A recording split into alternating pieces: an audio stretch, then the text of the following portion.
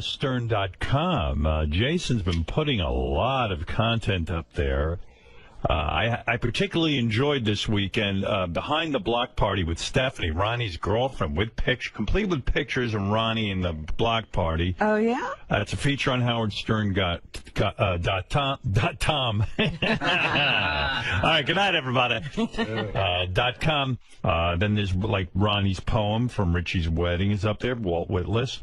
And really, we should have. Did we ever get a handwriting analysis? Oh, we did. I think. We did, because his handwriting is outrageous. Gary, what was the outcome? We're working on it. We have a guy, and we're working on getting him in. Yeah, wait till he comes in, because what this guy had to say was really disturbing. Well, that handwriting is disturbing. You know, I say you can tell a lot about a person by the way they write. Yeah, take a look at Ronnie's handwriting on 𝗦𝗵cie𝘄.com right now, and you tell me if it doesn't look like the letter a kidnapper writes to the family. I told you when I hired Ronnie. Ronnie writes like a kidnapper. Oh, I said, Ronnie, I get this. Ronnie had driven me to Hartford. He wasn't I didn't have a regular driver. You know, back in those days, no one was looking to drive me, and nor was any radio company willing to pay me to do that. Anyway, he gave me a ride to Hartford. I was doing a TV show. Look at that fucking handwriting. It's scary. Yeah. All right. I was doing this TV show where it was a stand-up comedy special where I was the host. It was in Hartford, and he drove me from New York to Hartford. And afterwards, I go, hey, he's a pretty good dude, this Ronnie. I liked him. And NBC decided to give me a driver and a car. And so, or was it a K-Rock? I don't remember. Was that K-Rock or NBC? No, he was still in NBC. NBC, really? Right. Yeah. He got fired right after that. Right. Oh. And so, you know, when I got the go-ahead to have a driver. You remember this guy? No. I must have, I don't know, but Ronnie had written me a note to my home. He dropped it off at my home. No, I didn't. Where did he come into? Don's office. Oh, he did? Yeah. And here's what happened. You wrote me some kind of note at home that said, you know, basically, hey, I love driving you or something. No, one of those things. No, actually, what happened was the first part of it that happened when we spent the whole day together. Right. And we wound up in that guy's house, remember? Because it was supposed to be, he was supposed to do this thing. Oh, yeah. It was a hurry up and wait thing like everything else. Yeah, we had to wait at some guy's house. I do remember that. Some general manager at a radio station. Yeah. And it was me, you, and Fred. And Fred's, you know, we got to talking a lot. Me and Fred. Oh, yeah, Fred was there, too. I think it was it the TV station guy? Yeah, it was the guy who owned the television station. Yeah. We wound up at his house, sitting in his living room. Yeah, in the woods. I remember that. It was a kind of a cool cabin-looking thing. Yeah, so I spent a lot of time with Fred also, talking to him, you know, and I just gave two loons. Yeah, and I gave him finding each other. I gave him my business card, and I said, you know, hey, if anything ever comes up, give me a call. Yeah, but there was some note that you wrote. I wrote a letter to you, saying that I had been with you, and I said it was great, you know, and if you ever need service in the future. Well, this letter. Oh, stop it. It wasn't written in crayon. Well, this letter was written in the same handwriting that Ronnie. You'll look on 𝗦𝗵cie𝘄.com at Ronnie's poem. Listen. You ever want to see the Lindbergh baby again? Dude, I have a really shit handwriting, okay? I mean, at first I thought, okay, someone's taking my kid, and you know they're holding parental. Oh, stop it! All right, how much do they want? Put 50,000 in a bag under the bench by the number. Listen, I brought two of your kids home from the hospital. I know you did. I didn't kidnap anybody. I know. Calm down. You're not even understanding the joke. I understand exactly what you're saying. What I'm not saying you are a kidnapper. Yeah. I'm saying, okay. Okay. Well, I'm looking at this thing, and I remember saying to my agent, I go, listen, the guy, you know, seemed like a nice guy, but look at his fucking handwriting. And my agent looked at me and goes, I don't know, you can hire this guy. I said, maybe he got out of jail. I don't know if he went to school. Or, I mean, it's like the block lettering of a fifth grader.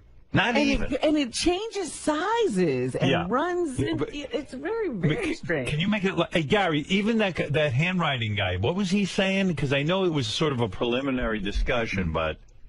Hold on, let me find it. Give me 2 seconds. Yeah, you got to hear what this guy had to say about Ronnie's personality based on the handwriting. Do I care what Let me see that handwriting. Well, you never care about anything. No, I don't care. Look at it. Look, like every letter is like look at the Y. It's all... I wrote it big like that, and here's the reason, okay? But why'd you write my letter big like that? I didn't write it like that. You kind of did. No, I didn't. I'm telling you. No, I wrote the letter in regular letters, but it was printed because I have the worst fucking script handwriting there ever is. Me and my mother have the worst, had the worst handwriting ever. Well, anyway. Like it's in the family. Yeah, exactly. It's inherited. Yeah. You can't change it. So anyway, I looked at this thing and I said, wait, there's no fucking way we can hire this guy. He's obviously either deranged or unstable. Stop it. I'm telling you, this was the discussion, I swear on my life. Yeah. I was nervous hiring a guy with handwriting like this. Oh, here's what the expert said. I do handwriting analysis. I see many red flags in Ronnie's handwritten wedding poem. The biggest flag is in the heading. The shape of the letter Y, yes, in the word by, has what is called a felon's claw.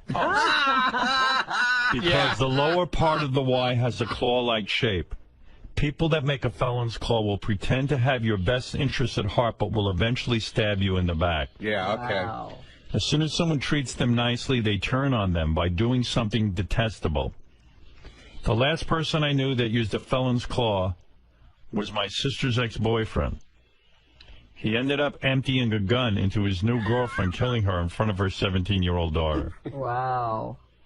There are many other red flags with the sizing, spacing, margins, and pressure of his handwriting. Yeah, look how hard he presses down. Yeah. Presses down, it's a magic marker. He writes angry. Yeah. Howard, be careful. I write angry. Yeah, okay. It's only a matter of time before Ronnie turns on you in a dangerous way. Yeah, well, There I you guess, yeah. Guy's an expert. 26 years, man. I guess you better watch out. You are nuts. I should have shot you a long time ago. You're overdue. Well, You're way overdue, man. well, anyway, so my agent had a talk with Ronnie on the phone. He says, the guy's got a reasonable price because a lot of people are trying to milk me because they thought I had a ton of dough. No, he actually called me into his office. Yeah, that's what it was. Yeah. So, he wanted to look you over. I looked at everybody's pricing and I said, you know what? Money rules over crazy. I'm going to go with the guy who's reasonably priced. And that's how Ronnie got his job. There you go. All right. Thank you, Ron. Governor Ronnie. What is it? Whatever your name is. Gary, there's one other thing going on with Ronnie that Jason brought to my attention. He wanted me to talk about. So you know the guys are doing a show, Will and Jason do a show called The Back Office Show? Yeah. So they did the show last week, and I guess one of their segments is the overlooked news story of the week. Right. And the overlooked news story of the week was that Ronnie's girlfriend wants to get married. And she's got a plan and even a date. So I guess both Ronnie and her called into the show, but Ronnie says... No, she didn't call it. I called You called it. Yeah. Ronnie says he's not getting married. Every kind of conversation we've ever had, you told me she doesn't want to get married. No, here's what happened, okay? Go ahead, dude. She was drunk, okay? Yeah, right. And... That's the only way you could want to marry Ronnie. Exactly. First of all, I love her to death. Let's get that straight. She's great, and we're having a great time. So if you love her, give her what she wants. And we're traveling, and we're having fun, and it's awesome. So she caught the bouquet at the wedding. Right. When Rachel threw the bouquet. Right.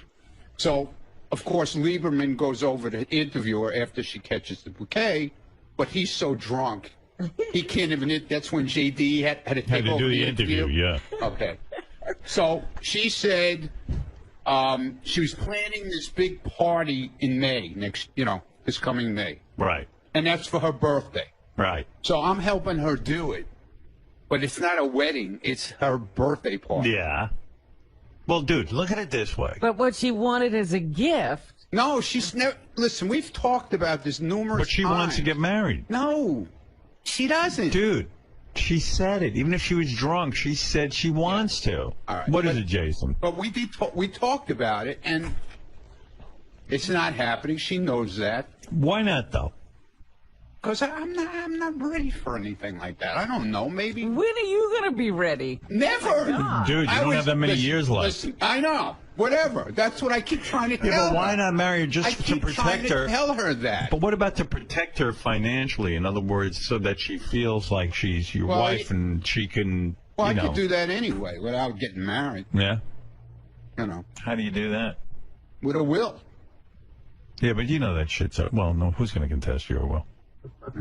You got to write it in crayon. My millions of dollars, you know. Not millions, but also like if there's any sort of benefit or any kind of like your home or something, you know, then it would be guaranteed to her. But even in the case that, God forbid, Ronnie gets sick. Right. She won't have... She couldn't go visit him in intensive care. Would you want to visit Ronnie in intensive care? No, but you know. But that's true. If you're really in love with her. Something to think about. Yeah, I know. You won't make an honest woman out of her? I don't know. I mean, she's certainly proven she's Not right devoted. now. How many years you been with her now? Over 5. Wow. All right. We'll see. You know, he is the catch of the century. I've seen these women throw themselves at Ronnie. No, I mean, he is a century. Yeah. Yeah, okay, Robin. No, he's the catch You're not far behind. He's You're not far behind. Got that right. She's catching up to me real quick. Right. I'll never catch her. She'll never give up to Dickie. Yeah. Got that right. Right. Well, all right, Ronnie. right. A lot of controversy swirling around that. No controversy. Right. I called in and I explained the whole situation to I would love to Jason. hear that. I like Jason's show. It was pretty cool. Actually. That's what I heard good things about it. A lot of people like it. A lot it. of cool shit, man. That you. Are you, someone told me a rumor you're writing another poem? Yeah. I'm working. I worked on it over the weekend. Yeah, what's this one What's about? the new Dude, inspiration? it's. I don't have a real title for it yet. I'm trying to figure it out. It's about. It's kind of like the show in the hallway type thing. Yeah. What goes on out there in the hall. Would you ever publish a book of your poetry? Yeah, in crayon. In It's Ronnie's got to handwriting. be in his hand. Yeah, I'm working on it. They tell you. actually, I'd buy that. Fred asked me to work on another poem. You know, It is autumn. he took up. Well, I'm not doing all. Oh, sorry. He already wrote Winter. It's about the. But he's got 3 other seasons. It's kind of about the show. Ooh. Oh, good. Yeah. I like when you write about the show. Yeah. All right, Ron, thank you. There he is, Ronnie, the limo driver. He says no marriage for him. Not right now, anyway. Strap, but it's not a purse. It's like a briefcase, like I carry, With a shoulder strap. with a shoulder strap, Okay. like a messenger bag, leather messenger bag. But the messenger bag has a flap. Yeah. I think he's got a flap. Yeah. Okay. And then I said, let me see what's in that thing. I open it up. It's like 50 scripts. I go, wow, this is a good bag. You know, with the scripts. Yeah, do the scripts come with the bag? Like, he's not only is he good looking, he's got the scripts. I mean, if he wasn't married, you know how much pussy he'd be getting? He had to stop. Pussy was going to kill him. That's probably why he just got married. It's good he's married. He grounded him. He would have just never worked. He would have just been having pussy all the time. Huge amounts of pussy. Like, It would have killed him. He would have overdosed on it. The amount of pussy, just with that, if I carried that bag, the amount of pussy I could get. They took him to the hospital. What's wrong with him? He OD'd on pussy. They should sell pussy. They should sell that bag to guys who look like me.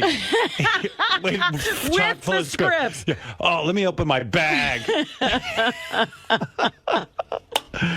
Oh, man. Vagina pussy. This Ashton Kutcher's bag, man bag, is like the Green Lantern's ring. You open it up and magical things happen. No. I think it's that face, Howard. Yeah, it is. Yeah, You can't get that from a bag. he's a good-looking guy. Ashton, good morning. How are you? Good. How you doing, man? I'm good. I put my radio voice on for you this morning. So, what brings you back to the show, man? Got a new movie coming out? I got a new movie coming out. I do have a new movie coming out. Actually, just coming back to the show because I don't know, Howard invited me to go to a party and we had fun, hung out, and I don't know. I thought he was actually saying nice things about my last movie. And so I thought it'd be nice to come and do the show and hang out. Yeah, he was talking about that this morning, how he was hanging out with you. You guys jammed a little bit. Well, he jammed. I didn't jam. I don't know how to jam. But he was jamming. So excited to be back? It's been a long time, right? It's been like 7 years, man. Nice, dude. I think 7 years is probably about right. Maybe a little longer. Yeah, I think 2003 you came on. Yeah, okay. So you know. You got all the math done, huh? Yeah, I read up on you. All right. All right, man. We'll see you in there. All right, buddy. So here's Ashton Kutcher. He's in the movie Killers, where his wife. There he is. He's With his wife? Might be. Yeah, well, the plot of the movie is wife. Hey, Ashton. Look at you. You made it. Hello, I made it. I didn't think you'd make it, man, after the big band rehearsal. I'll tell you, well, the band was big. The band was big. Well, you were actually good. You knew how to play. Not really. Let me tell you something. Well, obviously you're punk. Yeah. No, listen, I was the one getting. I'm the one who did. I had no idea. Demi was trying to force me into it. Yeah, right. Well, we're going to talk. I'm going to talk about the moonshine and everything else. The moonshine. Moonshine. Yeah. I think that's what happened to my voice. Yeah. Well, no. What happened to your voice is. Is he the lead singer? No, he didn't even sing. You sang a little, but this weekend in L.A. was so really surreal. But the reason he's not feeling well, you're not feeling well. I'm losing my voice. The reason he's losing his voice is he went to Jimmy's party. Yeah. And we partied pretty heavily. Then him and his wife go out to play pool somewhere. Where? Soho House? The Soho House. Yeah. It had to be. What time did you get to sleep? Like 2:40. 2:40, and then you had to get on a plane and fly to New York. I mean, why is it? Why am I the only one neurotic about sleep and that you have to get your rest? I don't know, Howard. You know what I mean? We slept for like 5 hours. Yeah. Well, that to me, that's nothing. I have to have rest, and people are running around and going crazy. I was just saying, that briefcase of yours. The Barbados one. That is a pussy fucking magnet because it's loaded with scripts. I learned it from you. I learned it from watching you. When you opened up your bag, there was about 10 movie scripts in there. No, there was 2. 2? Yeah, they were like in a binder. It's a rewrite. It's actually one script. So it's one script and a rewrite of that script. Isn't that a pussy magnet? I mean, when you've got a briefcase full of movie scripts in Hollywood and you look the way you do. I saw pictures of the evening of Jimmy's party. I'm standing next to you and David Arquette, and I'm standing next to John Stamos, and I look like a fucking goddamn monster next to you pricks. Stamos is handsome. I mean, that son of a bitch. Like, he's been good looking for fucking 50 years. Yeah, but I mean, can you imagine, like, Ashton Kutcher and Ryan Phillippe and all these fucking good-looking guys, and then you see me, and I'm like, and, you know, my wife's looking at pictures of me from the evening, and I'm like, I look like a goddamn monster with these guys. I mean, really, it's horrible. You had a whole look going on. You were like, you had like the whole black. Now, see, that's the not hair fair. And That's not fair. When you got hair like that, when you got hair going like that, you got the guitar. I was like Slash. You were fully like with your short band for your for the strap for the guitar. So it was like it looked so bad. You were playing it with your chin. It looked like a ukulele. It was an average size strap, but on him it looked like it was too small. But don't you agree? We should go over the guest list of who was at Jimmy's party, because that was a sassy party. That was I'm sure like that's no big deal to you. You probably go to A-list parties, being married to Demi, and you got your own fame. Here's the thing about that party: there were no assholes there. Like usually you go to these parties and there's there's sort of that like upper crusty those, and they spend their time all together and they don't talk to anybody. Right. It was like a non-asshole party. I mean, I was probably the biggest asshole there, and that's a good thing. Like, yeah, yeah. But you say, but I know what you mean about this. Jimmy put together a party in my honor of coming to L.A., and it was really some party. I felt like I was part of Hollywood in a way, you know? I was kind of feeling full of myself. Like, let's review who was there. And then we got to talk about this band room. Jimmy set up a band room where you could have any instrument you want, you play. And so I was playing guitar. John Stamos came in. He plays drums. I mean, he's a really good drummer. He's a great drummer. Because he plays drums for the Beach Boys, which is pretty impressive. Yeah, obviously he must be able to play drums. But it was a weird vibe. Like, I get up and I'm first playing, and Ashton wasn't playing yet. And the original band was me, John, and Mark McGrath from Sugar Ray. Oh, okay. And then, like, a weird thing was happening. Sean was getting upset with the band. John Stamos? Yeah, like David Arquette was playing trumpet. Oh, and which didn't fit in, but it did. But it was also a couple of the guys from Kimmel's band, too. There were a couple of guys from Kimmel's band. Like professional musicians, but Stamos was getting pissed because he was the best guy there.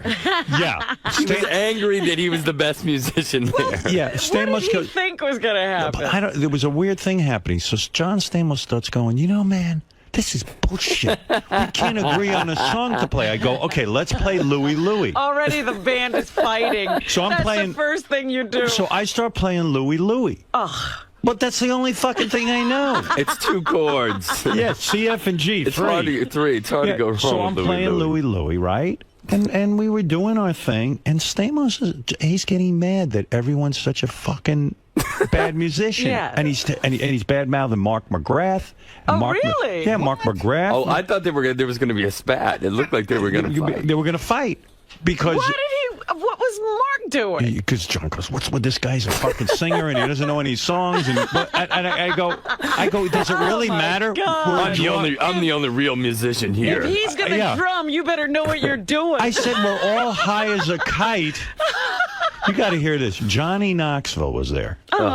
Johnny shows up with his wife. Is that his wife or his girlfriend? I don't know. Johnny Knoxville looks like he's 80 years old right now. Right. He's beaten his body so much. He walks around. He's like an old man. He's like, he's like. So it's catching up with him. Yes, ma'am. Yes, ma'am. We'll just have it right down here. Yes, ma'am. Yeah, he's real polite. Okay. And he's real super polite. Like, everybody's ma'am and sir. But he looks like he's like 80 years old. He's got like his business is all screwed up. I guess that jackass thing is not a good thing to do. He's still putting that catheter up his cock every day, twice a day, and I mean Johnny looks like that'll age a guy. I mean, when you get your dick broken, like everything after that is like downhill. What a mess. So Johnny, I'm talking to him, and Jimmy has a full, beautiful bar. I'm drinking vodka. He goes, never mind that shit. He goes, Johnny pulls out a jar. Like a jar, with a screw top like a jelly jar with a screw top, and he goes, a mason jar. He goes, have a drink of this. It's moonshine. I go, moonshine? What the fuck is moonshine? What do you mean? Moonshine in Beverly Hills. He's a hillbilly, and these guys from Tennessee, his cousins or something. His cousins make moonshine. They make their own alcohol. This was Blue Flame moonshine, which is supposed to be the good stuff. Well, I took a smell. Like, I just took a smell. And Ashton's wife, 𝗵𝗵cie, says to me, "You're a real pussy. Drink the moonshine." So I said, what do you mean I'm a pussy? I'm not going to drink that crap. That's probably poison. Yeah, I mean, Johnny Knoxville's uncle made it. I said, look at Johnny. She was calling you a pussy because you called Stamos a pussy, and then Stamos drank it. And the first thing, I walked in the party, and Stamos was like, "You're a pussy if you don't drink this." Right. It was like the first thing, and I'm like, everyone, okay, well, I don't want to be a pussy, you know. I never felt such peer pressure because, I mean, after all, I mean, there's 𝗵𝗵cie Moore saying, like waiting. You can't have that. She sees I'm not a real man. Yeah. You know what I mean? And like, was she drinking it? And then like Courtney Cox is drinking the moonshine, my God. and she goes, "Come all on, these man." Girls are. She's like, "Man up, drink the moonshine." And I go, "Are more manly than you." I'm such a fucking woman. I won't drink the moonshine. I wouldn't. I smelled it. I knew. That's why Johnny looks like he's 80 years old. She's drinking moonshine. It's either that or lighting himself on fire. One or the other. Yeah, or smashing your balls into a truck. Something. But I mean, they make it's not prohibition. You don't need moonshine. But it was fun, right? The moonshine was potent. I mean, it was heavy stuff. Then you kept saying you don't know how to play an instrument, but then you got up and then you're playing the piano like Billy Joel or something. Like I took when I was like 7 years old, I took 3 years of piano or something. I don't really know how to play. And your wife's a good singer? She was up singing? She was singing? My wife can do anything. She's singing. She can do whatever she wants to do. She can. She was really great. I didn't know she sang. Well, if you hung out at the kind of parties I hung out at, you would know this kind of shit. Yes, I would. You're too busy going to charity benefits. And things like, I'll do my thing. You do yours with the moonshine. Talk to me about charity for a second. How does a celebrity pick their charity? Now, are you trying to get rid of the sex slave industry or something? Human trafficking, yeah. Human trafficking. There's a million charities you can get involved in. Why human trafficking and sex slaves? I saw this thing on like one of those like 48 hours special thing, Nightline or whatever, and it was these like 6 and 7 year old girls in Cambodia, right, that were working in these brothels, and these grown men were going in and sleeping with the 6 and 7 year old girl. And this is not really morning talk, yeah, but it was just so disturbing to watch, to see what was happening with these kids. And then I started researching, and I found that there's twice as many slaves in the world today as there were when Abraham Lincoln signed the Emancipation Proclamation. Wow. I didn't even know that. And it's like a $32 billion industry. So you got involved with that? Yeah, because Rob is involved with every fucking charity but that. Isn't 𝗵𝗵 involved with something called like the Rebecca... The Rebecca Project? Yeah. I don't know. I saw an email getting passed back and forth about, but I don't know whether she's associated with it. Everybody's helping everybody. We just started our own foundation. It's the DNA Foundation. Well, anyway, so you got a new movie coming out, but that party at Jimmy's, that was fun. It was fun, but that's not a big deal to you, right? Because you guys don't you party with like Brad Pitt and we don't go out that much. I mean, we're so like when you're in New York, you stay home mostly. It's like you're not going out. That's when we're in Los Angeles, we don't really go out that much. So Jimmy's party was unusual for you guys. Yeah. Well, I just got off work. Like I came straight from work and went straight to the party, and then. That was a big deal. Rick Rubin, Natalie Maines was there. Jeff Probst flew in for it. Wow. I mean, it was a party you fly in for. Jeff Probst flew in for it? Yeah, he had to do the Survivor finale. He flew out that night because he didn't want to miss it. He was in New York. He flew to the party, and then he flew back to Survivor. That's crazy. Yeah, I had a good time.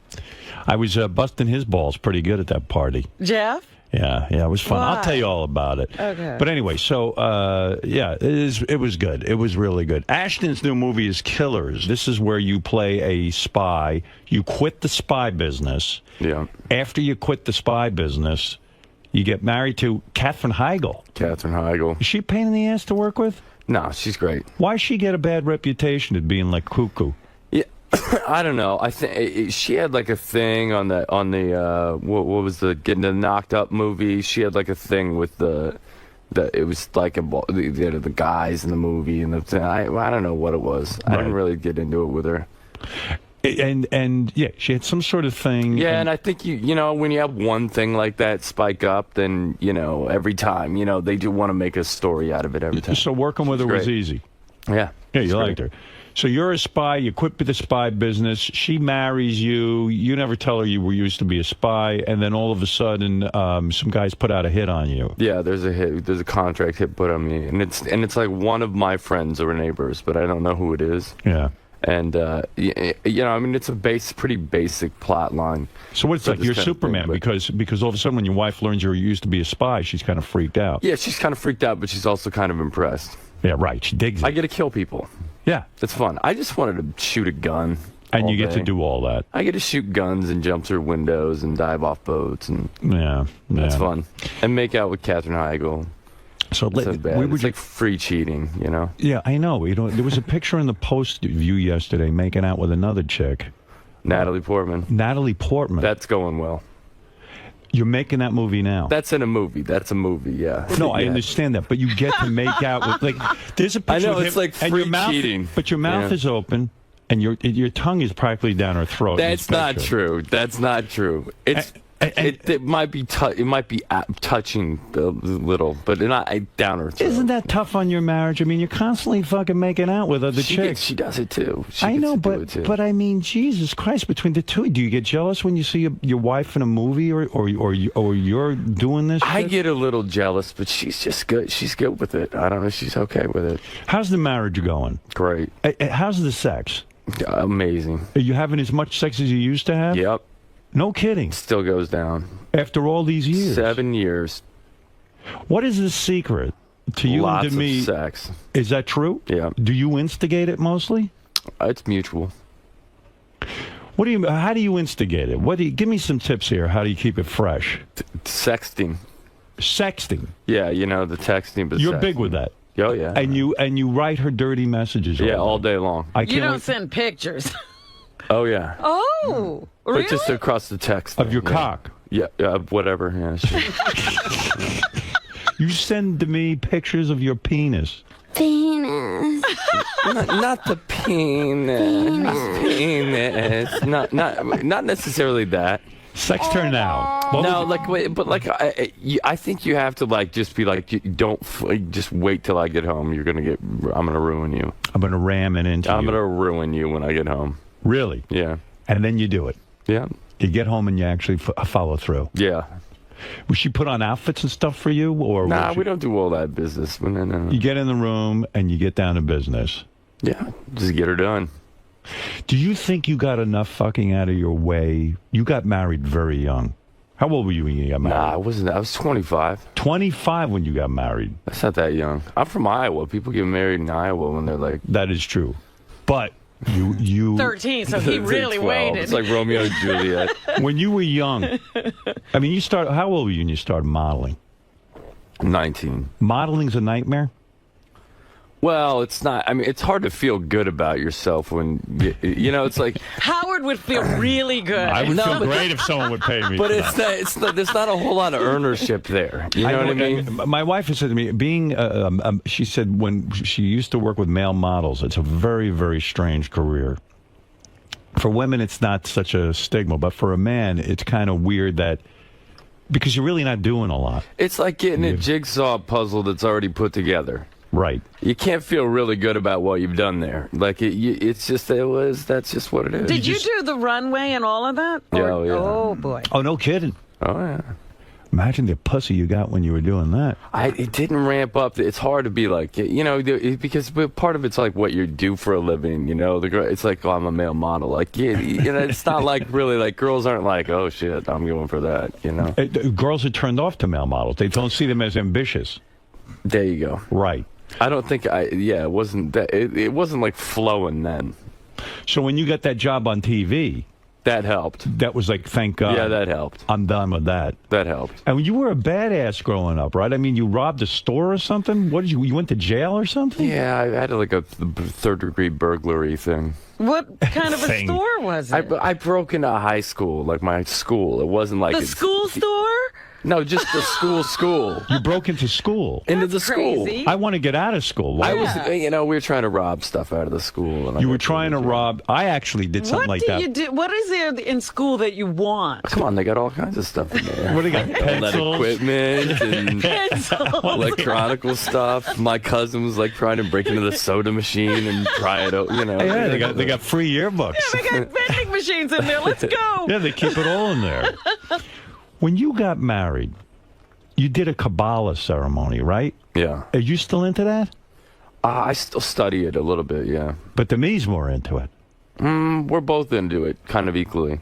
You're not wearing your little bracelet. Where's your red string? Oh, no. I'm doing a movie right now, so I can't really wear it. Well, but Demi doesn't wear it. Yeah, she does. I don't see I mean, I looked her over. I didn't see any red string? No. Maybe it fell off. I don't know. So when you get married in a Kabbalah ceremony, what is that? I mean, is that like a Jewish ceremony, or is it something? Yeah, basically. You step on the glass. Who's that guy? That's your rabbi. This is the actual ceremony. Wow. Nice.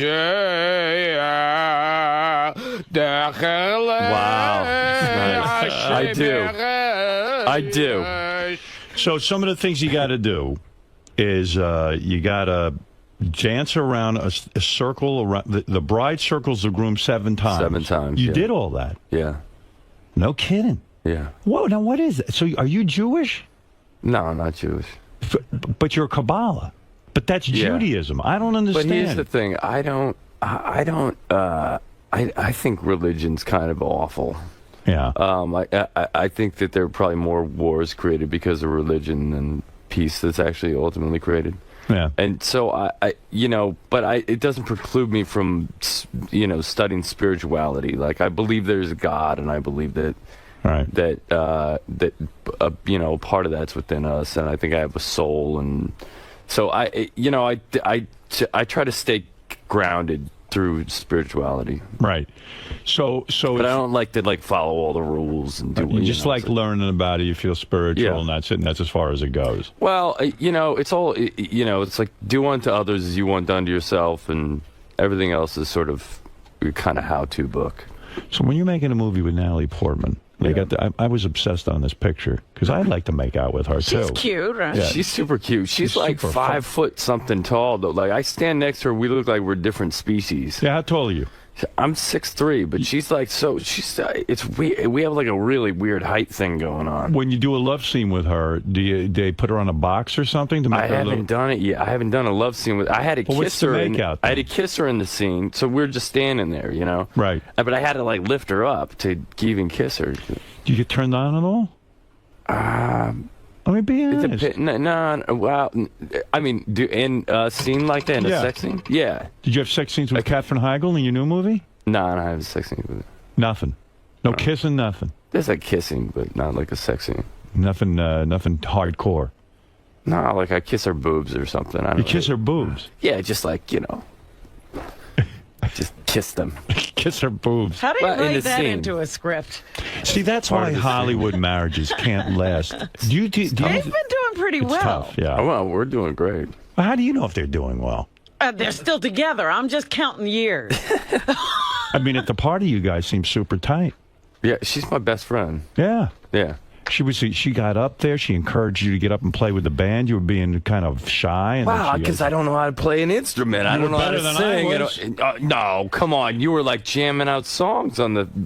Man, I felt like I was on top of the world, man. Look who I'm jamming with. All these fucking Hollywood people. He's ready to start a band again. Yeah. We might start a band. I might actually go book it on a talk show. See, now that would be one of those vanity projects, right? Where you have all your buddies you could book it. Sure. who have names, and then everybody would just go and we do Louie you guys, and then they listen to this bad music. So when you're on the set, it's like when the bands break apart, and then different factions of those bands try to get back together and form that new band, like the Revolver. Super bad group. What was that, Revolver? Revolver. Yeah. Hey, so if you're on this set with Katherine Heigl, you don't get physically attracted to these? I don't understand how it works. Nah, you just don't. But they're also telling you, like, okay, I want you over here. I want you to, it's like square off to the camera a little bit more. But you get actual boners and stuff, don't you, when you're making out with Natalie Portman? I haven't gotten there yet. No wood. Well, I haven't done a scene that has taken it there. But you've worked with Cameron Diaz. It's not to say that you wouldn't in a sex scene with someone. Yeah, sure. I mean, you could. And so do you have to sort of detox after something like that? So you go home to your wife and you got to be like, oh, shit. Well, like when I was doing that movie Spread, like at the end of the day, there was like 7 days in a row that I had like sex scenes that I was shooting. Right. And then you'd go home and you'd just be like, I'm so over it. Like it's like it was like enough. I can't even have sex. Like I could imagine how a porn star would feel. No kidding. Like I think the porn stars would like get done at the end of the day and be like, I'm not. Yeah, you would think. Well, that I would understand.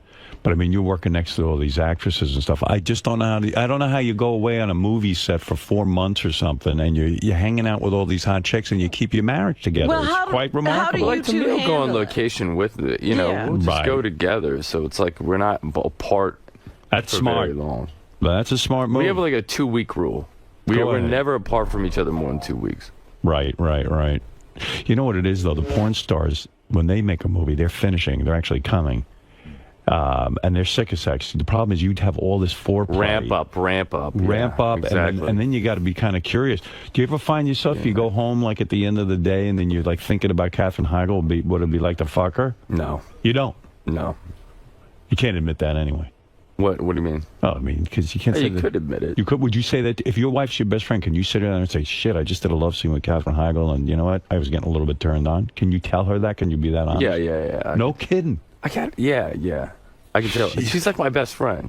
Yeah. So I got to be able to tell her everything. Well, that's pretty good. Now, when you got, are you on bad terms with your family? When you got married, you didn't have your family there. You didn't bring. No, my family was there. Was your brother there? You have a twin brother. My brother right? wasn't there. How come your twin brother isn't there? Because my brother was married to a woman that was like when they got divorced, sold all these stories to the tabloids. Yeah. And so I didn't want her coming and selling stories to the tabloids. So did you tell your brother that? And yeah, was he pissed off at you? He was upset that he wasn't there, and I'm bummed that he wasn't there because I wanted him to be there. But I was like, I can't invite your psycho ex. I can't act like I don't want the whole world knowing about what's going on. And that didn't cause a tremendous rift between you and your brother? No. Because at the time he was in love with this woman, and Yeah, but I told him that she was a psycho. That woman. But now they're divorced. Yeah, it's done. It's done. What does your twin brother do? Yeah, and does he? He sells 401k accounts. No kidding. Yeah. Does he look exactly like you? No. You're fraternal? Yeah, we're fraternal. He's blonde hair and blue eyed. Is he good looking like you? I think he's a handsome guy. Is he as handsome as you? I think he's a good looking guy. I mean, is he as handsome as you? I don't think he's as handsome as me. Is there jealousy between you and your brother? I mean, you're this big star. You're married to Demi Moore. You're making fucking movies. You got tons of dough. I mean, is there tremendous jealousy? No. No? No, there's not. Nah, you know what? My brother's a great guy. I wish I was as good of a guy as my brother is. No kidding. He's a great guy. So you're close? Yeah. Oh. Where does he live? He's still out in... He lives in Iowa. Iowa? Yeah. I don't know. See him enough, but... When's the last time you saw him? A couple of months, like a month and a half ago or something. Right, because he's in Iowa. How the hell are you going to go out there? Yeah, you're not going there. Yeah. It's not like I have a business meeting in Iowa. I'm like, well, right. You just dropped by. I was in the neighborhood. Yeah. But, I mean, it's got to be strange for you to be like a young guy. You've hosted Saturday Night Live. You had television shows. You had a modeling career. You're making movies. Yeah. It's just an incredible life, right? Kind of heady. It's pretty good. How do you stay level? Like, are you mean to people at all? Do you lash out at people? Are you? I mean, in other words, have you gotten carried away with yourself, or are you staying grounded? Well, that's. You seem very grounded to me. That's why I study that Kabbalah. Stuff. Yeah, keeps you grounded. Did you think you had a moment where you could have gone off? She beats me up. What do you mean your wife beats you up? She says you're getting out of line? No, yeah, that's part of the deal. Like, she's just like, she puts me in place. Right. But I do the same thing for her. Do you feel that you once had a time where you might have been headed? That's like right when I met Demi. I was like on the verge of this could get really bad. You were getting out of control with the women. I was getting out of control with the women. No kidding. I was abusing it. You were. I wasn't being nice. I was abusing it, and I was like, and it was not good. Like, it was bad. I was like, all right, that's it. And then I met Demi, and then it was like I just shut the spigot off. No kidding. Yeah. You knew it was right. It could have gotten bad. I mean, I could have drowned. In what? It could have been the OD. I could have OD'd on it. It was either coming down to that or like some infectious disease that would be like some new infectious disease from getting too much. And you would be patient zero. So when you say you were bad, it was just bad. Would you sometimes have 2 or 3 women a day? It was just bad. It was bad. You were a bad person. Because you're using people and they're using you. I was very honest and upfront about it. And I was like, listen, this is not, I'm not looking for a relationship. I'm not interested in that. I want to have, and it was like, okay. But I think that there's a part, the girl, she's thinking like, wow, maybe he is, or maybe he could be. He's just saying this. Right. I'm going to be the one that changes that, and I was just abusive of it. Damn, man, I wonder what the hell went on. You should write a book about that. Met the wife. That was a good thing. And straighten, yeah. Just saved my ass from. Where do you meet her? How did I that met all her go through a down? mutual friend. And she walks in the room. Yeah. And she probably thought you were a douchebag in the sense that she did. You're probably going to try and fuck her and leave her. I was trying to do that. You walk in the room, Demi Moore's there, and you're instantly attracted. Yeah, well, I was like taking a shower, and it was like her and a buddy of hers that was a friend of mine that I was trying to hook up with also. And it was bad. I mean, I'm going to be honest about it. It was bad. Hey, if I was you, I'd be bad too. She knew, and then I like went. I was like taking a shower and getting changed, getting ready to go out, and I came out without my shirt on. And Demi like good move. Demi takes the piss out of me immediately and is like, when we said we liked your haircut, we didn't. And so then I'm like, okay, great. Now I'm the asshole. So then I walk and I get dressed and I come, and then Demi was like making a phone call to her youngest daughter, who had like an art project or something to do, and I heard her outside the door talking to her daughter, and I was like, I want to be with a person like that. Because she seemed grounded and... Just based on the way she was talking. And then I said, I need to talk to you later. And then that was it. And then we just spent the rest of that was it. Yeah, but she probably thought, I'm not going off with you, because she's probably looking at you like, you know what, you're just interested in fucking. So that's what she said. She said, if you just want to talk, yes. And I was like, yeah, I just want to talk. But meanwhile, you wanted to fuck. Yeah, of course. But then I went, and then we just talked. You did? Yeah. You weren't an animal. No. Well, I couldn't Did she think it was... She was like closing off. She was like, the door was shut, nothing was happening. Did she think that was a move when you walked out in your towel? Because you're a good-looking dude. It was a move. You're a muscular... It was. She knew it was a move, yeah. You mean you walked out in your towel on purpose? On purpose, You knew you looked good.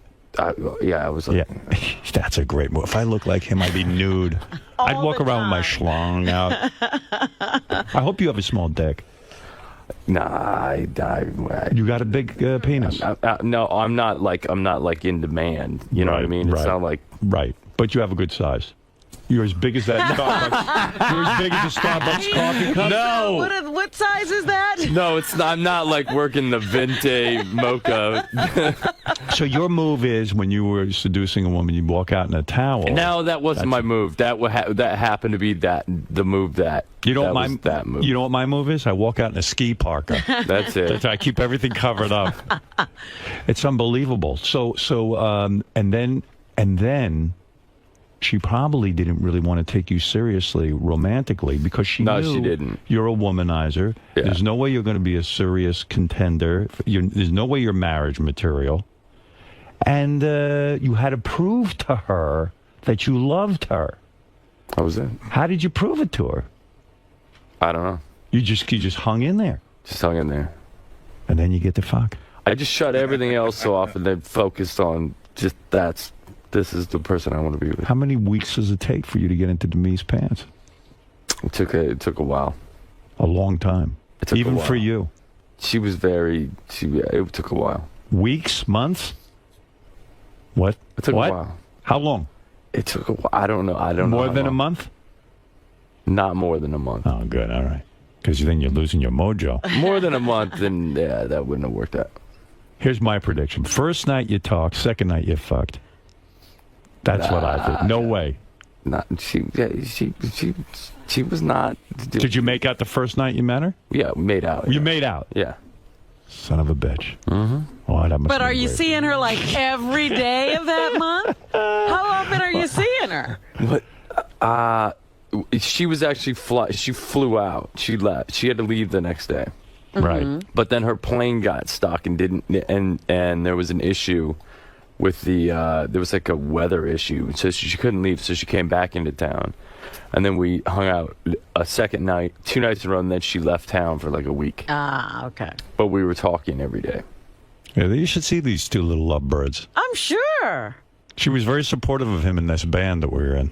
Well, you know what? Do you like being the poster child of, like multiple family? How that works together? Because, Demi and Bruce are still good buddies. And Bruce was at the wedding. That Yeah. I don't fucking understand at all. I don't want him at my wedding. They're everywhere together. You were bummed by that. No. Really? He's a good guy. You don't care. I was at his wedding. Really? Yeah. Actually, Bruce was the rabbi. He married him. He performed the ceremony.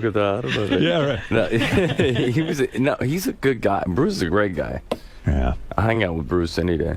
Yeah? With the wedding, well, not at the wedding, it doesn't matter. Yeah, he's hilarious. Has he been on the show, Bruce? No. Bruce hasn't been on the show. He'd love the show. I'm sure. He's a fan, supposedly. No, Howard, he He hates us, doesn't he? I thought he said he did like me. He said he had no problem with me. What happened? Why is John riff? interviewed him once some years ago, and he got really mad. What did John do to him? Who knows?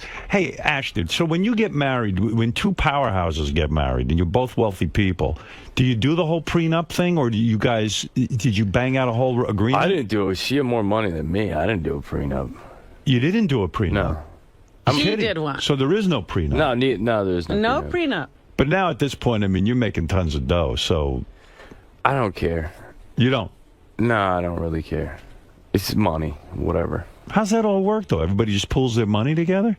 What do you Who mean? pays the I mean, bills? who pays the bills? How's that all how work does out? it- We have a joint account, and then we have our own separate account. Oh, you do? Yeah. Well, that's good. I don't... Yeah, it's whatever. It's money. And when you buy a house, who buys it? Yeah. We buy it together. Okay. But we have property that we each own from before. Do you split the electric bill? Yes. The movie's called Killers. Yeah. You're the spy Yeah.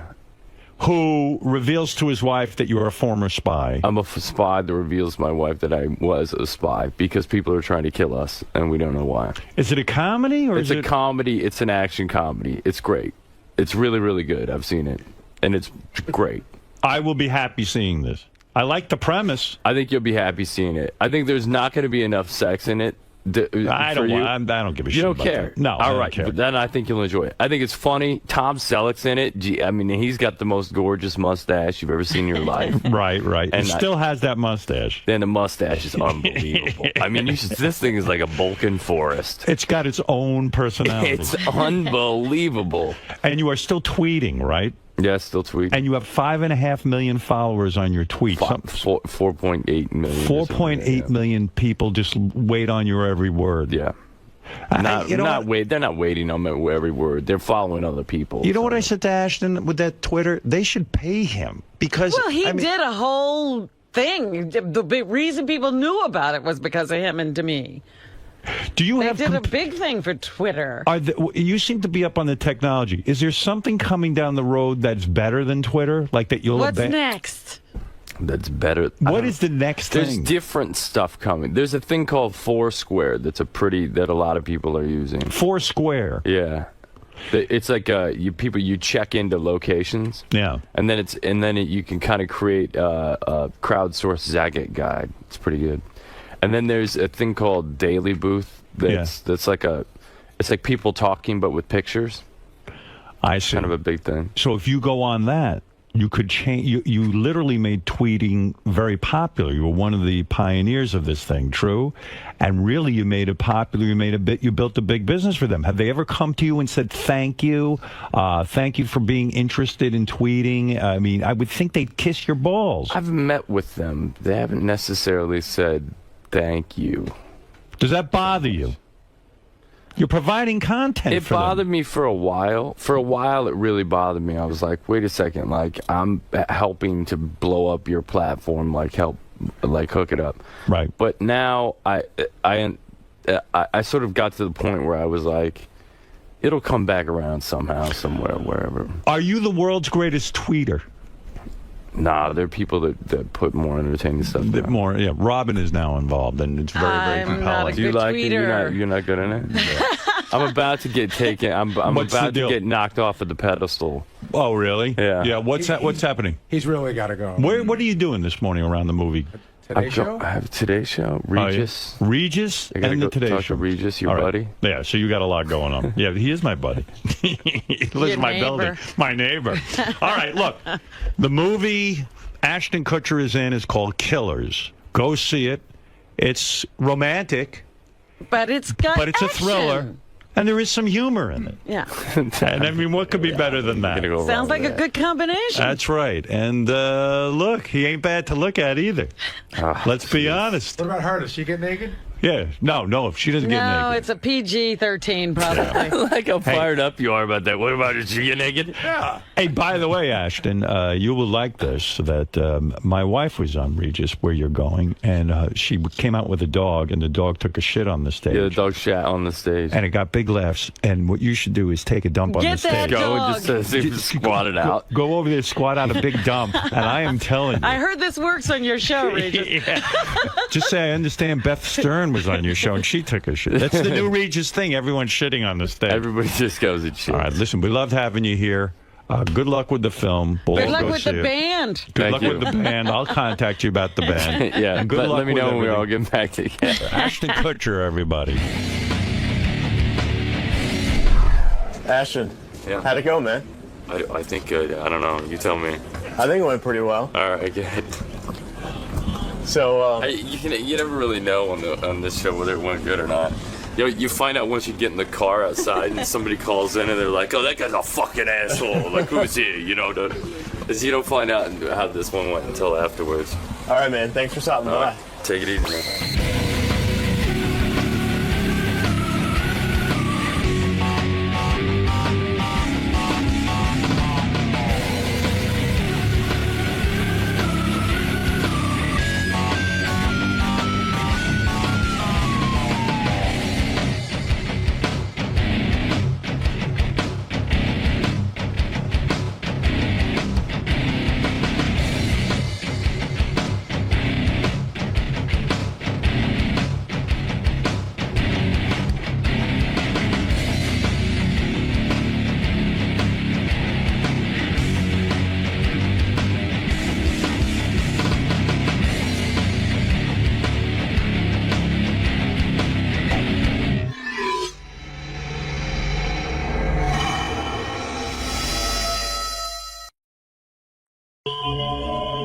Back from L.A. My kind of town, that L.A. Yeah. You have no mic. Oh, that's because your mic's down, Robin. There's no way you That's what I was trying to tell you. Yeah. Your mic is on, but I have it turned down off. Just trying to send you a subtle message.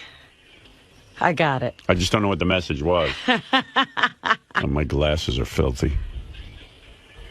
That time difference with L.A., boy, that wears me out. Everything wears me out, But it's really weird when I go out there because there's like a lot of excitement that I'm there. Well, I said it was like the Queen coming. Everybody was getting ready for you. TMZ did a report. We went out to dinner. We got there Thursday evening, but late afternoon. And we went to our hotel. We stayed at the Beverly Hills Hotel, which is a really nice hotel. And it pulled up, and then right away there were these like a paparazzi, but like a ton of like a million of them. Howard, I don't even know how did they get on the hotel grounds? That was it. And then the hotel people got upset. You're standing on our sidewalk, and they were throwing them off the sidewalk. I said, listen, it's no big deal. Just who gives a fuck? Who owns the sidewalk? I don't know, but it reminded me like when I was a little kid, and you go, "Hey, get off my lawn. That's that's my lawn." No, our property line ends here, man. You're always arguing with your neighbors. I don't know. Did you have that? Oh yeah, I was telling you about the guy who would yell at the children every time they touched his grass. Yeah. That's my grass. Yeah, it's like one little patch of grass. Right. It's such a small patch of grass. It's not even worth fighting for. So we get there, and there was a lot of excitement. And I said to Beth, I go, man, there's a lot of excitement. Well, they're looking for something new to do, I'm sure. Like, I'm the new guy in town. Like, you know what it is? Enough of Kim Kardashian and her sisters and wherever they go. Yeah, right. It's like, because I don't live out there, there's very, most celebrities out there, no one's, Jimmy Kimmel told me that, he goes, you're just not here enough because everywhere I went, it was like an event. Mm-hmm. I was like, I must be like the president when I go. But that's what I said. It was like a state visit from another foreign dignitary. Even that guy from TMZ, Harvey Levin, was saying, on his report. Wow, it was like Howard Stern is the king of L.A. So we got there, and we were meeting Jimmy and his girlfriend Molly, and J.J. Abrams and his wife, Katie. J.J. Abrams, who's been on our show, he did the Star Trek movie and the Mission Impossible movies, right? He's the guy who created Lost and all these shows. Yeah. And he's a good guy, and so we were all going to go out to dinner together at this place called Soho House. Okay. So we're driving, and then all of a sudden, there's all it was like being Lady Di. You know how they chase you? There was like 3 cars chasing us. So I said to the guy driving us, I said, "Listen, man, slow down. This ain't Let worth, them catch us. It ain't worth dying over." I said, "Let's just go." And I mean, what happens if they catch you? Yeah, I said, so you get out of the car, and these guys do not give up. Well, they'll take pictures, so who cares, right? Yeah, it's not like you're with somebody other than your wife. What are they going to catch you doing? That's what Beth said. Beth said, it's not like we're dating, in secrecy. And it's not like you're cheating on your wife. I'm your wife. It's okay. I said, yeah, that's exactly how I feel. So, because really, what are you running from? I mean, okay, so some guys are going to take your picture. Big fucking deal. So I get out of the car. And right away, it's so confusing. You can't even see where you're walking. They're popping so many flash bulbs. And then there were 2 cars worth of guys chasing me who are professional autograph seekers. Now, when I say professional autograph seekers, they have every picture I've ever taken or every movie poster, anything that ever came out about me, my books. So how long does that take to get through them? Well, those guys... You can't sign anything. I signed a couple of things, but once you start, they're like... They keep flipping another thing? Because that's how they make their living. They sell these autographs. So if you stand there and sign for 10 hours, they'll have you sign 10 hours worth of stuff. Wow. So I was like signing one. What happens is, though, you get out of the car. I can't even see Beth now. I get nervous about her. Right. All of a sudden, I can't even find... I wanted to actually look at where I was. You can't see a thing. It's blinding. All of a sudden, I feel some people grabbing me, like the Beatles or something, like touching me and pulling me and pushing me. And I go, what the fuck? What the fuck's going on? Now I'm starting to get aggravated. This is how things heat up. I mean, how far is the door from the car? I mean, what do you have to do? I couldn't even fucking tell you because you can't even see in front of you, and they block. It's almost like what they do on the football field.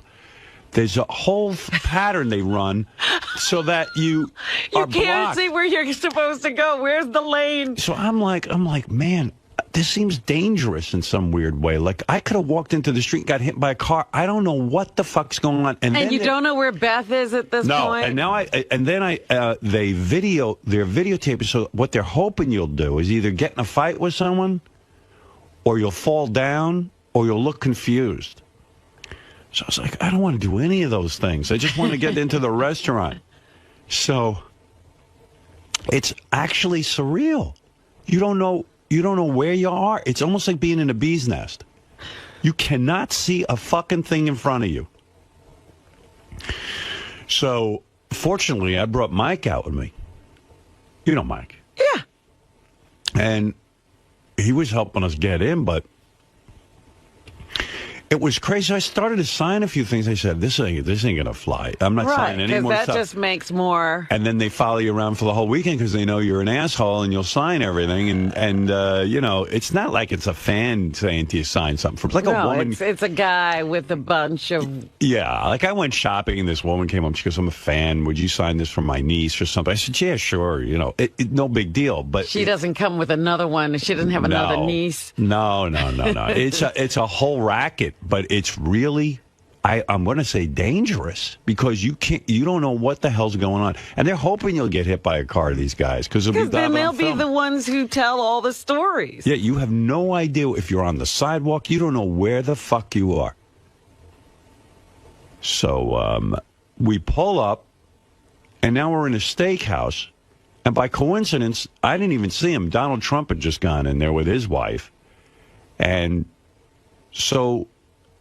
The steakhouse is the wrong restaurant. Because I was going to say, what were you doing at a steakhouse? Well, it turns out the Soho House is 2 floors up. Like, it's like it's like a building complex. You know, it's like who the hell knows what was going on? You think I know what was going on?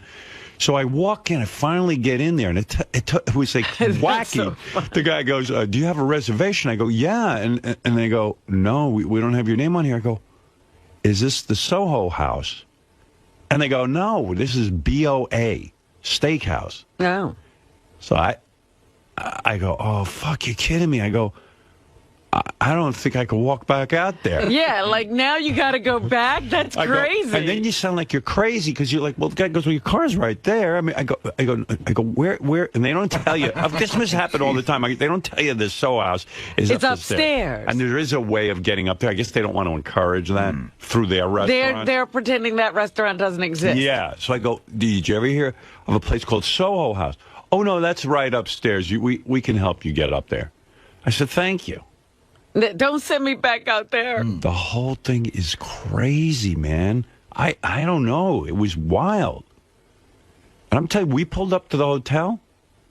These guys, there were so many guys out there. So now they're fighting over... How do they know where you are? I don't know. It's impossible that they would know. First of all, I'm registered under my alias. Yeah. Which you seem like a retard doing, but thank God we do that. And I don't even know how they... It was a private entrance. I don't even know how they... I don't know. There must be someone from the hotel knows I'm coming and tips them off. Oh. It was crazy. It was like right out of the Beatles' Hard Day's Night.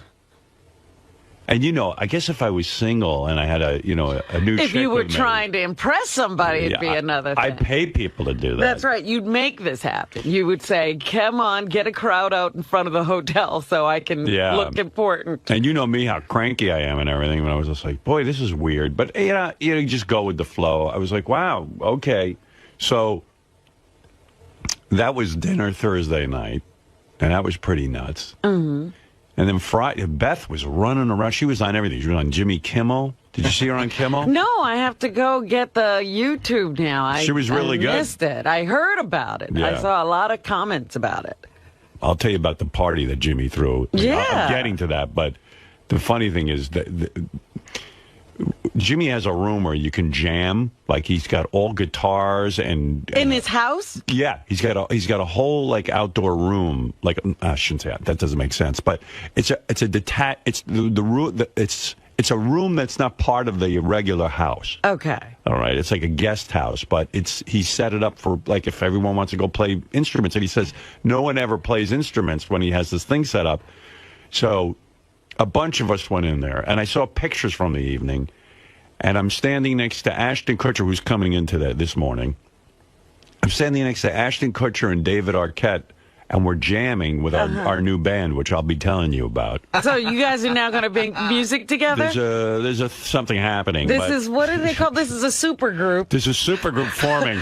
I'm going to tell you about it. But anyway, I saw pictures from the evening, and I look horrible in every single fucking picture. I'm standing there. It's like, Jimmy said to me, quite frankly, George Clooney would look horrible next to these guys. They're all handsome. Well, now, come on. George Clooney's handsome. He's making a joke, but I'm just saying, what am I doing up there? I look ridiculous. And Beth must really love me because she told me I look really hot playing the guitar with these guys. And I was like, oh, we need Fred here because I'll jump to that. You need a real musician in the band? Is that the thing the band is missing? Well, it was really something, this trip to L.A. First of all, L.A. is the greatest because of that weather. I got to tell you, we're fucking around here in this cold weather. I have tried to get you out of here for a long time. I'm not attached to this place. I got 3 daughters, my parents, Move them. I can't move them. I got to be where my ex-wife's got the kids and all this stuff. But Ashley's getting close to going to college. She's got another year. Then I'm fucking heading out of here. That's it. I'm going somewhere. I've been talking about that. Why do you think I'm on a plane every weekend in the wintertime? Boy, that warm weather puts you in such a good mood. So Beth was running around like a maniac. I don't know if you want to hear any for Jimmy Kimmel, but I thought it was really strong. Yeah. I wonder how the fans are feeling because, Beth gets so much crap, and I thought she was What really. do you mean? Well, Beth gets so much shit from our fans for being my wife, and they're just there's a lot of people who are mean to her on the Stern Fan Network. Oh, again, you're going on those things. But I thought she did a really good job. Because everything I heard was positive. It was not, I didn't hear one. I don't talk to those Stern Fan people. Well, I had this whole thing where, I got there, and Beth was running out to go do Jimmy Kimmel's show to promote her book. Uh-huh. And the first guest is Ryan Phillippe, JD's pal. Oh, cool. And, he was at Jimmy's party, too. I'll tell you about that. It's good seeing him. He had his hot girlfriend with him. Everybody has a hot friend. So, anyway, so Beth went out, and she was like, she knew I'd be cranky because we were going to dinner afterwards. Right. With Jimmy and Did stuff. you go to the show with her, or you No, stayed at the hotel? I stayed at the hotel, which is something my psychiatrist will be proud of me for. We've been working on that kind of stuff. What does that mean? Where I learned to stay out of things. You know what I mean? You usually would be micromanaging, is that what you're saying? Yeah, I would be there and make it about me. Directing. And all that. Right. Yeah. Well, not having directing. your problems. Right, who knows, but somehow it would become about me. And it's Beth's moment. And then Beth went. And Beth was happy to go and all of that. And so I stayed at the hotel and ostensibly to get a nap. That was the thing because I'm Mr. Cranky. And Mr. Nappy. And plus every minute I'm looking at my watch going, uh-oh. In New York, it's really 6 o'clock. I'd be eating my dinner. You're like the timekeeper. Yeah, I'd be like, I'm hungry right now, because it's really 6 o'clock for me. And I'm sitting in the hotel room neurotically and not sleeping because now it's my dinner time. And then we're not eating dinner till after the Jimmy Kimmel show, which is done like at 8 o'clock, but that's really 11 o'clock. I'm making myself berserk. I'm nuts about that time change thing. And just forget it.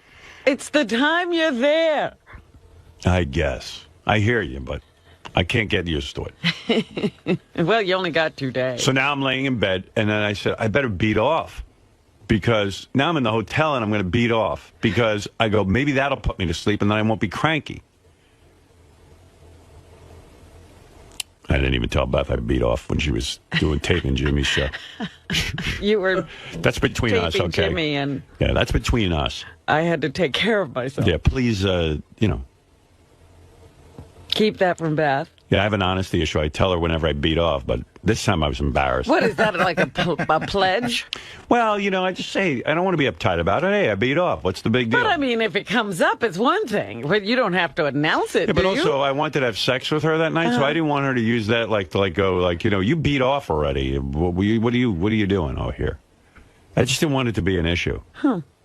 Because she could take that the wrong way, like, what are you beating off for? You have me, I don't know. I didn't want to fuck things up. I think you're making a big deal about nothing. Well, welcome to my fucking nightmare. I mean, my God. Making a big deal about nothing every it's your second. Life. Yeah. So, but nevertheless, even with the beating off, and I ate a bunch of bananas and everything, I still couldn't fall asleep. Bananas, beating off, no sleep. Nothing, because those are my two key things. If I eat a banana, because I guess it has some sort of weird tryptophan thing or something. I never heard that. I don't know, but I never heard it either. But somehow I've convinced myself that eating a banana will put me to sleep because it's a complex carbohydrate or something like that. I have a theory. Okay. And it was a massive explosion when I beat off in the hotel. Oh, man. Did you mess up the walls? No, but it was like a 4-tissuer. And I burst through the tissue. Oh, no. And it ripped a hole through it. I was dropping loads. It's like that commercial for Cheerios. We had to be moved to a new room. Boom! Yeah, I had to call housekeeping. Mr. Stern, you'll be needing to move to a new room. There's an explosion. Boom. What just happened? The whole hotel was rocked. I'm like, Mr. L.A., paparazzi chasing me.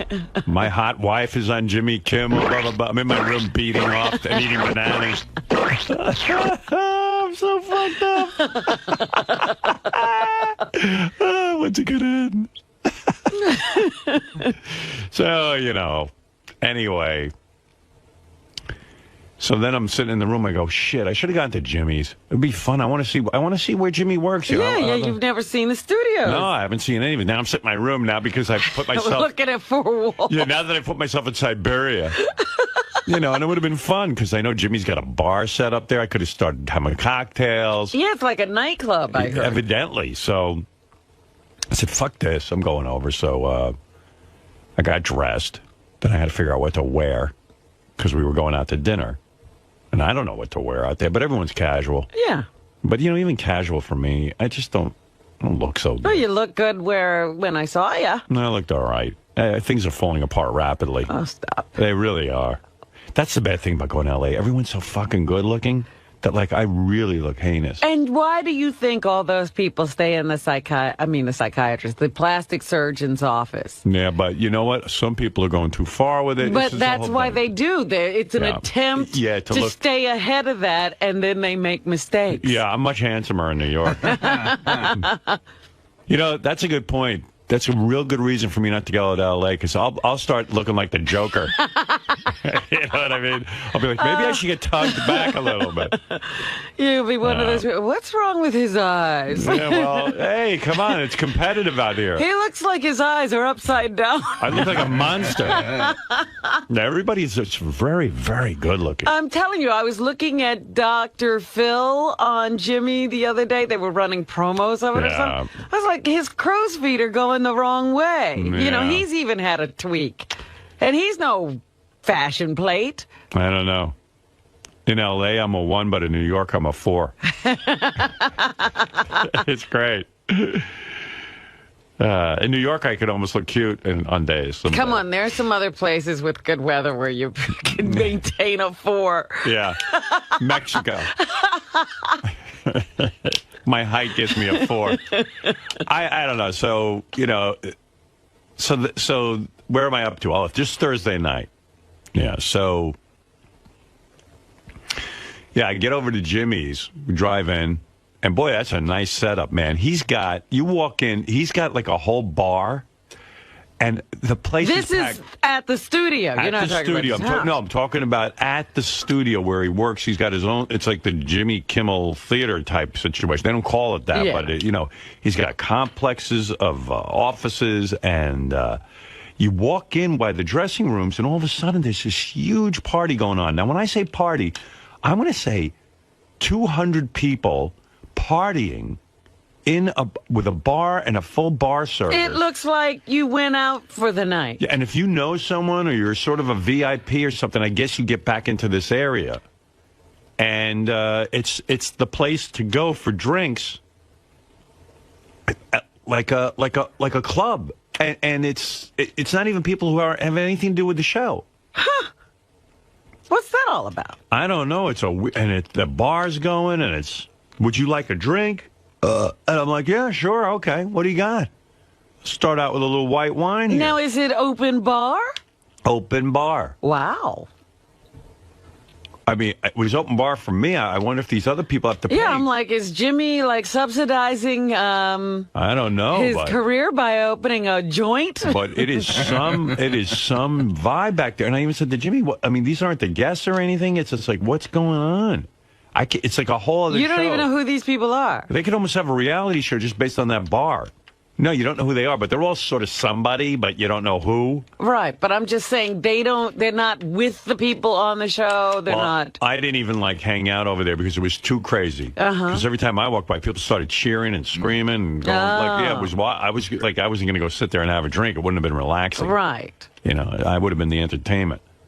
So I was just sitting in the dressing room. Beth was in there, and all the producers and getting her ready and everything, and a lot of the guys who work on that show are big fans of mine, and then so Beth went out and taped, did the show, and it was really good. Like I thought she should have had more time. They had really good repartee. Beth and Jimmy. I don't know if you want to hear any of it. I do want to hear. Let's see. You want the full interview is 9 minutes. I don't know how much. But I'm really, wait a minute. How's your psychiatrist going to feel about the fact that you then got up and went over No, there? I was there at the appropriate time, like when I was called for. But they were running late on their taping, so I ended up being there to see the taping. I wasn't even supposed to be there for that, so it wasn't my fault. All right. You know.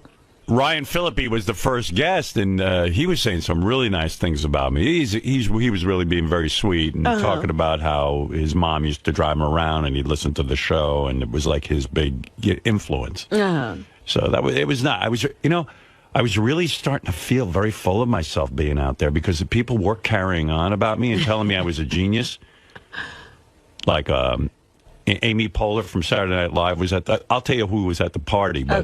But she was there, and her husband, and they were telling me I'm their hero and comedy hero, and I was just like, How come they're all doing very well and are respected? Yeah, I yet know. We're still over here. I know. I'm everyone's comedy hero, and they've all done very well in a respectable way, and I'm still this fucking pariah. This freak show.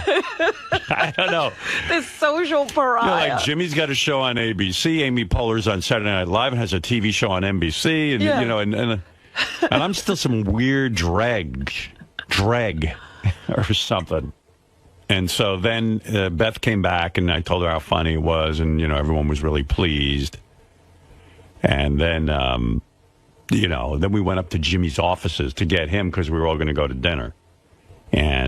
But did they not come in the same car as you? How come they weren't with you when you went to the Soho? Because they had a different car because afterwards they're going home and, we were going back to the hotel. So, yeah, they had a different car. Oh, okay. Yeah. And that's when that whole Soho. This is why, like all those Hollywood people talk about conservation and saving the environment. Look at how many cars. I know. But you know what? It was really kind of exciting because, I was excited for Beth and I felt good. And she was nervous that, she wanted it to go well because she knows Jimmy so well. Oh, yeah. But, and plus you drink before you go on. I slowed Beth down. She was drinking? Well, yeah, I told you there was a whole bar with cocktail area. And That doesn't mean you have to have a cocktail. She had a glass of wine or something, but she said that's the key to getting relaxed. I mean, it's really kind of smart to give people alcohol before they have to go out. Oh, my goodness. Yeah, so anyway, yes, then the whole dinner thing happened Thursday night, and, and that whole story.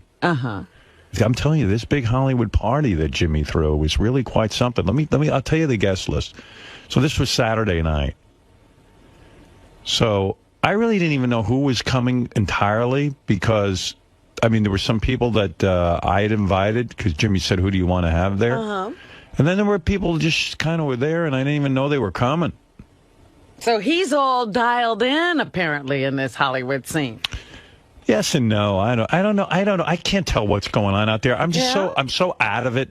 You know what I mean? Look, 90% of my life is pretty much, it's just me and Beth and then my kids. And then I'm kind of sequestered in New York. So when I go out to Hollywood, when I go out to LA, I'm telling you, it was really strange. It was really like being the Pope. That paparazzi are following me like even Jimmy goes, nobody gets followed like this. This is insane. You would have thought I was 𝗏𝗏 or something. Britney Spears. Or Britney Spears. It was wild. And and I didn't even tell you this. Like Friday night, I went out with just Jimmy and Molly to this Italian restaurant. I can't think of the name of it. No wonder Adam Carolla's all upset.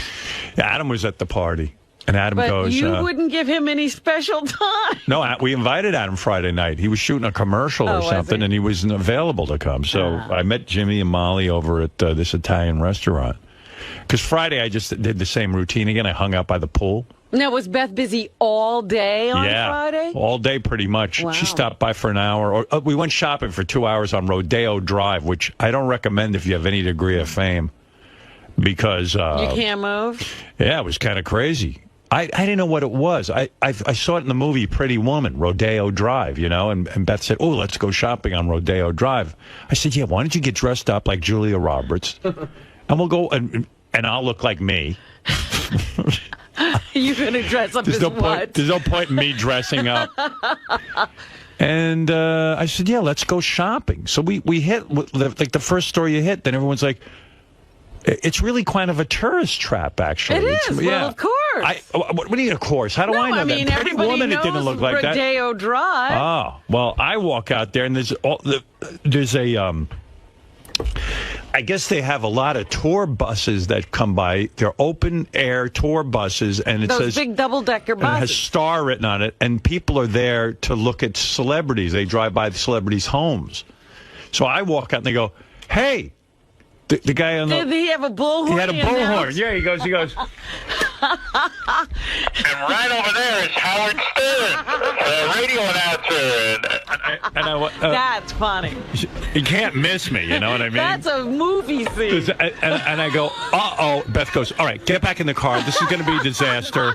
We don't need to go shopping. I said, listen, honey... They're announcing you from the bus top. My new thing is proving to Beth that, like, nothing bothers me. I go, honey...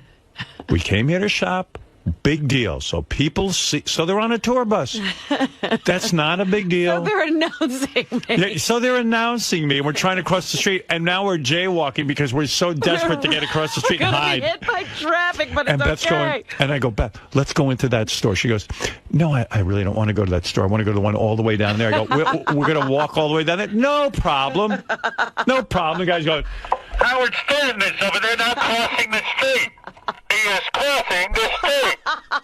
So we went in some stores, and Beth said to me, oh, I had enough shopping. Let's just go. You know, like we went to two stores. This was a bust. It kind of was. Yeah. It was a shame. But she was real tired from doing all this promotion, and I couldn't wait to get back to the fucking room. And what'd you wear? What'd you throw on? I just had shopping spree. Same thing I'm wearing now. Yeah. I don't get dressed up. I don't know what to wear. But Beth looked all hot. She had on the big fucking heels and the mini dress. So she was really doing the Pretty Woman thing. I said, go ahead, come on, we're the Pretty Woman. And so I didn't realize it was a whole tourist thing. Oh, well, yeah. I thought it was very exclusive. No, inside is very exclusive. No. Outside is nothing Now in Pretty tourists. Woman, they almost throw the people out who are like scumbags. Yeah. Apparently they don't. Everyone was allowed in because every store I went in, everybody was there. Yeah, but they can't really buy anything. No, I don't know. I don't know what was going on, but then we had to get right. We wanted to take a nap before the party because, as you know, the party started at 6, but that's really 9 o'clock in New York, which is the time I'm on. So you took a nap? Yeah, we took a nap. Even though you'd been lying by the pool all day? Well, I was turned on because Beth was wearing a short skirt, and we were on Rodeo Drive. I said, when we get back, I want to keep that. You didn't nap. I said, keep that skirt on. Well, no, if I blow a load, I'll go right to sleep. So I know that. I'll tell him, like, I better have sex because then I'll fall asleep and take a nap. So I told her to take her dress. She should wear her dress, and we should have sex back in the room. Right. Because it'd be like Pretty Woman. Like, you know, we walk in the room, and then I take her. Uh-huh. But then she had to take a bath or a shower or whatever she was taking. She showed up in the room in her just her regular, you know, sleeping outfit. Oh. I got upset because I didn't have my Pretty Woman fantasy. I wasn't Richard Gere. Oh, some other time when she's not working. I want to take you in that dress. You gotta find a time for that when she's not working, Howard. Yeah, right. She's all work. Workaholic. She did a lot of publicity. Yeah. Yeah, I mean, all over the place. And then we had to get ready for Jimmy's party. We showed up, and Jimmy's got this nice house. I don't know. It seems to have... Sounds like a compound with extra houses for band setups. He has like one little room. He has a house with a room that... In other words, I guess what you would call it is a guest house. You know what I mean? And like it's not attached to the regular house. Right. But he went all out for this party to welcome us because he had a bunch of people serving. He had guys cooking in his kitchen. He has a very contemporary home. Uh-huh. And the whole kitchen was filled with people cooking. And he's got a pizza oven, and they were making pizzas. And then he wasn't making the pizzas? I thought he was gonna do he some gave cooking. up. There were too many people there for him to cook. he evidently entertains a lot. Like, he'll just have a lot of people over. Well, we've heard about those football parties he Every throws Sunday. every Sunday. So then he's got the, so the first room he takes me to is this music room where there's like carpet on the walls. Yeah, so he's soundproof. He's got a keyboard, drum kit, and a bunch of guitars, a trombone, and a trumpet, and like a ukulele. He's got a whole bunch of stuff. Who plays in there? He says no one. He's never had anyone in there. I said, tonight we're playing. We're jamming tonight. I was the one who got that going. Does he play anything? No, he plays the harmonica. I think he plays the clarinet, believe it or not. No, he plays harmonica. Oh, if he's not competent at the clarinet. So he's not going to break out the clarinet Yeah. in front of guests. So, That's funny. He built this room. He doesn't even play anything. But it was this big party in my honor, and it was really nice of Jimmy to throw that because I felt very Hollywood and I felt very accepted and very, very much like a genius. Like I was being very appreciated for my talent. Like everyone was coming in and saying I was their hero and I'm very, very funny and they listen every day. So, like I felt really good. And I'm trying to think who was there. I'm sure I'll miss people, but... You didn't take notes? No. You should have gone home afterwards and just, while it was fresh in your memory. Let me see. Here, I'll write some people down, and I'll see if I can do this. Ben Stiller and his wife. I'm writing Ben Stiller and wife. And it was good seeing him. You know, we always enjoy having him on the show. It was fun. He's a great guest. Great guest. Then Rick Rubin was there.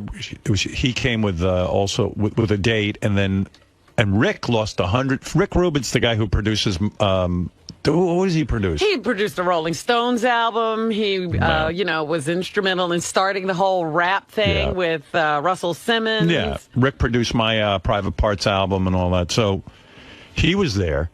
He lost 150 pounds. He got that big? Yeah, he looks amazing. The fucking guy. I don't recall him being that huge. Yeah. He was really fat. Really? And he's a vegan. He was he was always vegan. He was the world's fattest vegan. How did he get that fat? I don't know. Like he must have been eating like a cow. He must have been eating. He can't eat a cow. I go, Rick, you're the world's fattest vegan. What the heck are you eating? I know what it was because he once came over to my house and we were eating Chinese food. Like he'll order Chinese food with all the sauce on it, but it's all vegetables. But meanwhile, it's all that fattening sauce and. Yeah, but he'd have to eat a ton of it. Howard. Yeah, he was. But now he's a born-again guy. He's super thin. He's ripped. He works out every day.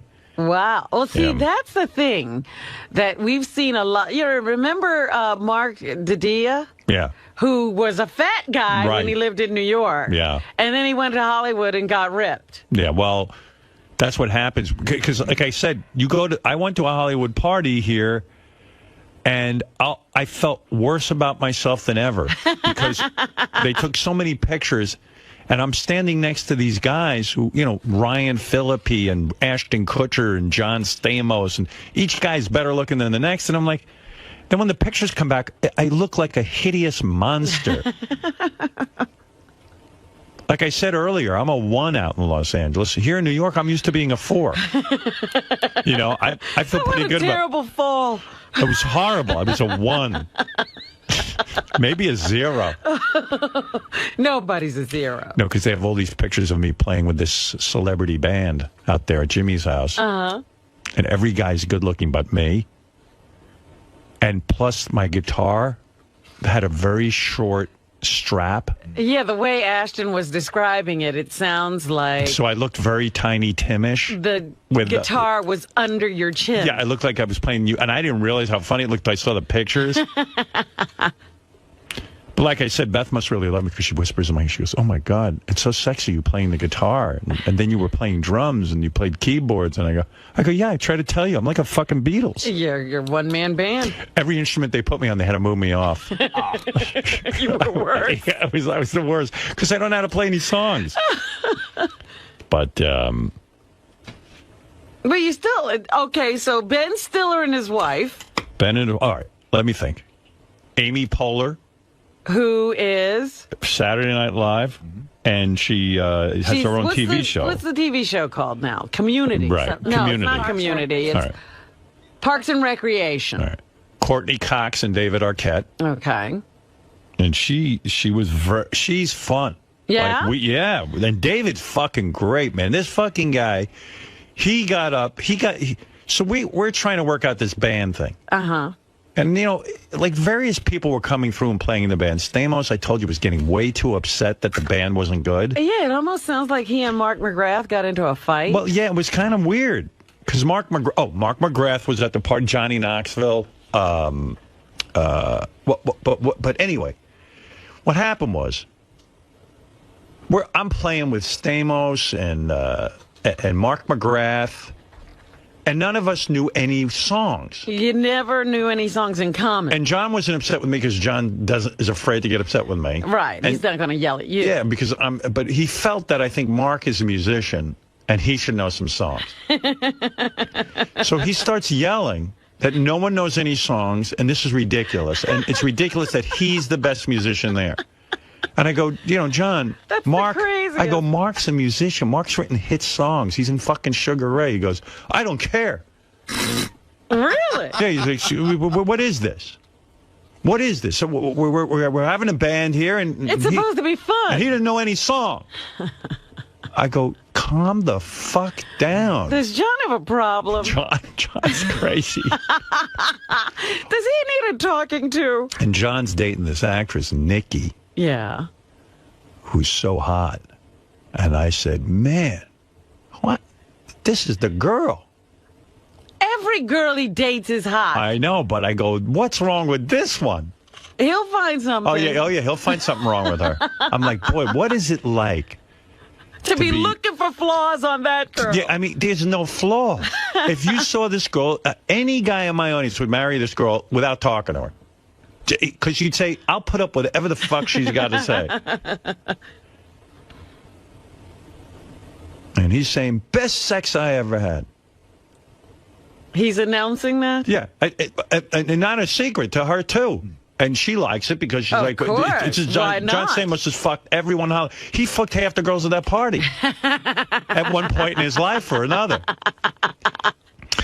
Yeah, so so we're in this room trying to there was a lot of good-looking girls there, you know, the actresses and stuff, and they're all waiting for us to play. And I think John was getting upset because we couldn't play anything.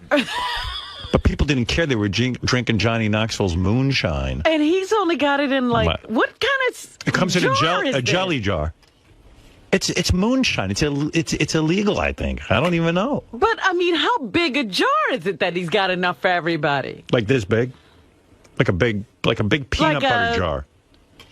Like a peanut butter jar. Like a gallon jar? No. A jug. He's like a hillbilly. He is a hillbilly. He's bringing the hillbilly to Hollywood. But boy, it made a big hit. He was like the toast. Did you ever taste it? What is moonshine? I did. I tasted it. It's horrible. It tastes like a chemical. So if you could get good booze, right? Why would you drink moonshine? Jimmy had beautiful Kettle One there. I go, I want to drink Kettle One. I know where that was bottled. Yeah, not this rot guy. This was made in some dirty hillbilly's fucking basement with his feet.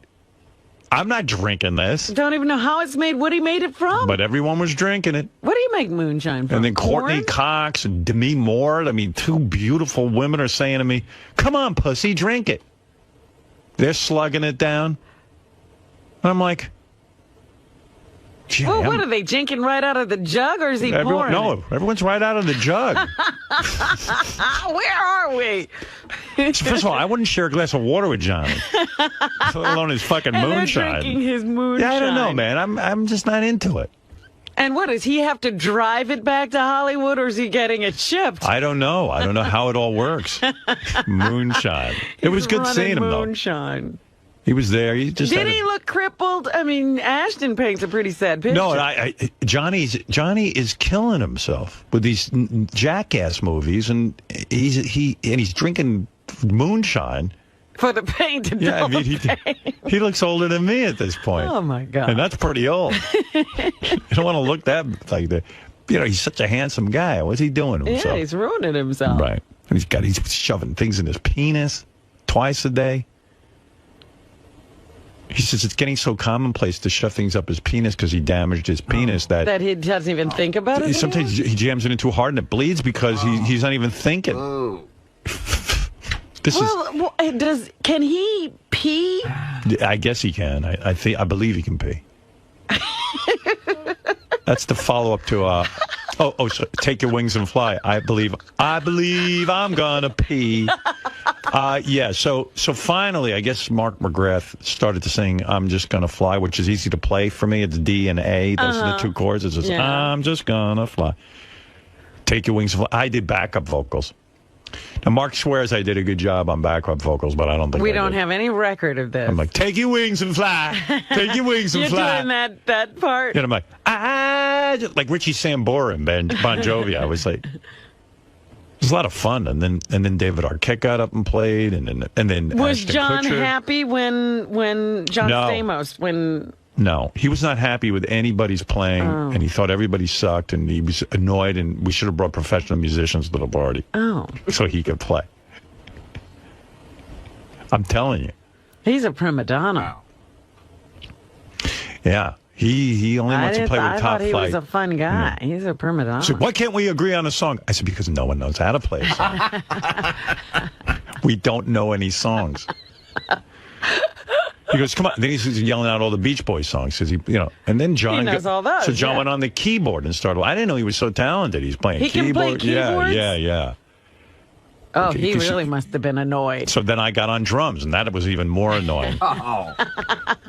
And Johnny Knoxville's so high on moonshine, he comes to me afterwards. He goes, I got to tell you, I didn't realize what a musician you are. I go, what? He goes, you were on drums. You were fantastic. I go, Johnny, you got to stop drinking moonshine. Right. His brain is going as well. He wasn't kidding. Oh, dear. I go, Johnny, I'm horrible. That's the first time I played drums. Because I wish I could do that. Oh, my God. You can. Yeah, I said anyone can. Anyway, so that was the party. And that's my Hollywood story. And then we came home. Now I'm here. Now I'll go back to staring at the wall. I'm here again for, to fuck around. Hey, Jimmy, you got some stories from this weekend, maybe? Yeah, we had a good time this weekend. It was a lot of fun. I think Howard covered most of it yesterday, but I have some insight that perhaps he missed. Looking forward to it. Thank you. Lisa G is here. She's from the Howard 100 newsroom. Glassberg takes shits at work. Well, you started to talk about it early this morning. Ronnie Mund has confirmed it, telling Howard 100 News that Benji Bronk is up to his old tricks again, running into the studio just moments before the Stern show starts. Didn't I say I was going to fire you if you did that, Benj? I mean, why are you pushing me? I like you. Why can't you just do this one thing and be here on time? Hello? Hey. Talk to me. I'm serious. Why can't you just fucking walk in on time? I'm asking you. It's a distraction every time you walk in late. I mean, come on. You're making me look like a shit because I said I'd fire you. Now, if I don't fire you, everyone's going to lose respect for me around here. Hello? Talk to me. Why can't you get in on time? I'm being serious. I think I usually am. 98%. Yeah, I need you 100% of the time. You're right. I'm here on time. You need to be here on time. That's right. I mean, you're right. What can I say if I do something wrong? And like I said, I'd make you right in the back room, and you won't be in the studio anymore. I don't want to do all that. Just fucking stop pushing me, man. You're making me look bad in front of the staff. Do you get it now? Yes, I do. So now everyone's going to say whatever Howard says he doesn't make good on. You're making me look shitty. You're making me look like an asshole. I said, Benji, I'm going to fire you if you can't get in the door on time. And now I got to fire you, fucking ass, because I don't even want to fire you. I like you. I enjoy seeing you. Can you just do me this goddamn favor and show up for your job on time? Yes. Okay. Because you told me that before. Just do it. I don't give a fuck. Set 50 alarm clock. Robin's here on time every goddamn night. Every day or whatever day this is. What is something changing? Does that happen? Is something different? I don't care. As I understand. I'm just That's his wondering problem. if there's something in his life. Go that to changed. bed. He's got a kid or something. I don't know. Come on, you're going to force me to fire you. And I like your work. Just show up on time. You're making me look bad. You know, maybe I'm the asshole for saying I have to fire you if you don't show up on time. Maybe I shouldn't have backed myself into a corner, but I have backed myself in a corner, so help me out here so I don't have to fire you. Because you know what? I'm not going to lose my credibility over this. I have to fire you on principle. Please show up on time. Can you do that? Yes. All right. What's going on that you can't be here on time? Did something happen? Was Robin right that something's different? Is something different? Hello? Who am I talking to? The goddamn wall? I'm thinking. What you thinking? Forget it then, Benji. If and you nothing's don't happening? know. You know what he's thinking? He's thinking of a funny comeback. No, it wasn't. Yeah, okay. So why can't you get here on time? What's the new excuse? Well, listen, What? Is something new? No. Then what's happened? Like, why were you late today? I fell asleep. You know, as I was getting ready, I was just like, I did a stupid thing of laying back down. Oh. Which is Set a second alarm, man. That's what I do. I worry about that, too. But you get to the wrap-up show every day on time.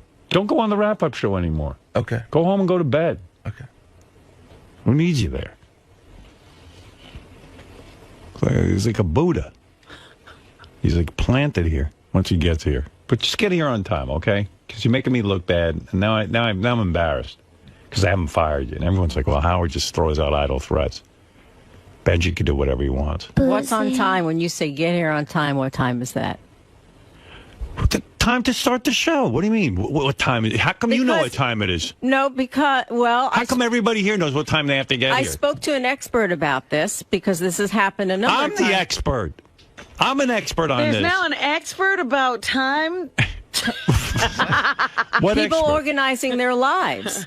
And she said that he needs to get here at least 15 minutes before the show starts and have something to do so that he gets here and then he's busy once he gets... I get here 45 minutes at least before the show starts to get myself settled in, read the papers, get everything going. You're absolutely right, but I don't need a fucking expert to tell me that. Here, get to work on time. That's my expert. Or you're fired. But then again, I hate firing this guy. But I'm going to have to do it. I think you're right. You just back yourself into a corner, and you should have said something like he would hate is to write outside of this room. I don't even want him outside of the room. I know, but it's just... So I'm the one who gets punished.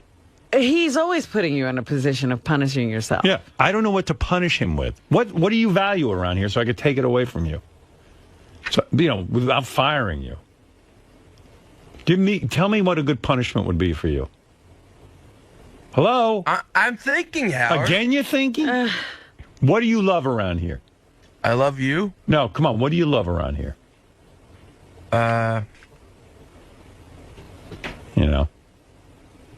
Is there something you love to do? Do you love being on the wrap-up show? Should I take that away from you? Yeah, one of my favorite things is definitely being on the wrap-up show. Is it, though? Yeah. Is that really something? So should I take that away from you? Well, I wouldn't want you to. All right. So, if you're late, I'm going to take that away from you. Okay?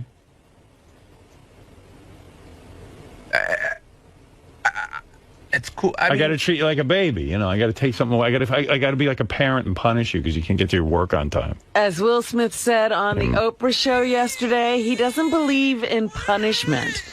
He believes in freedom. Will Smith. He believes in freedom? Yes. Let him work here for a week.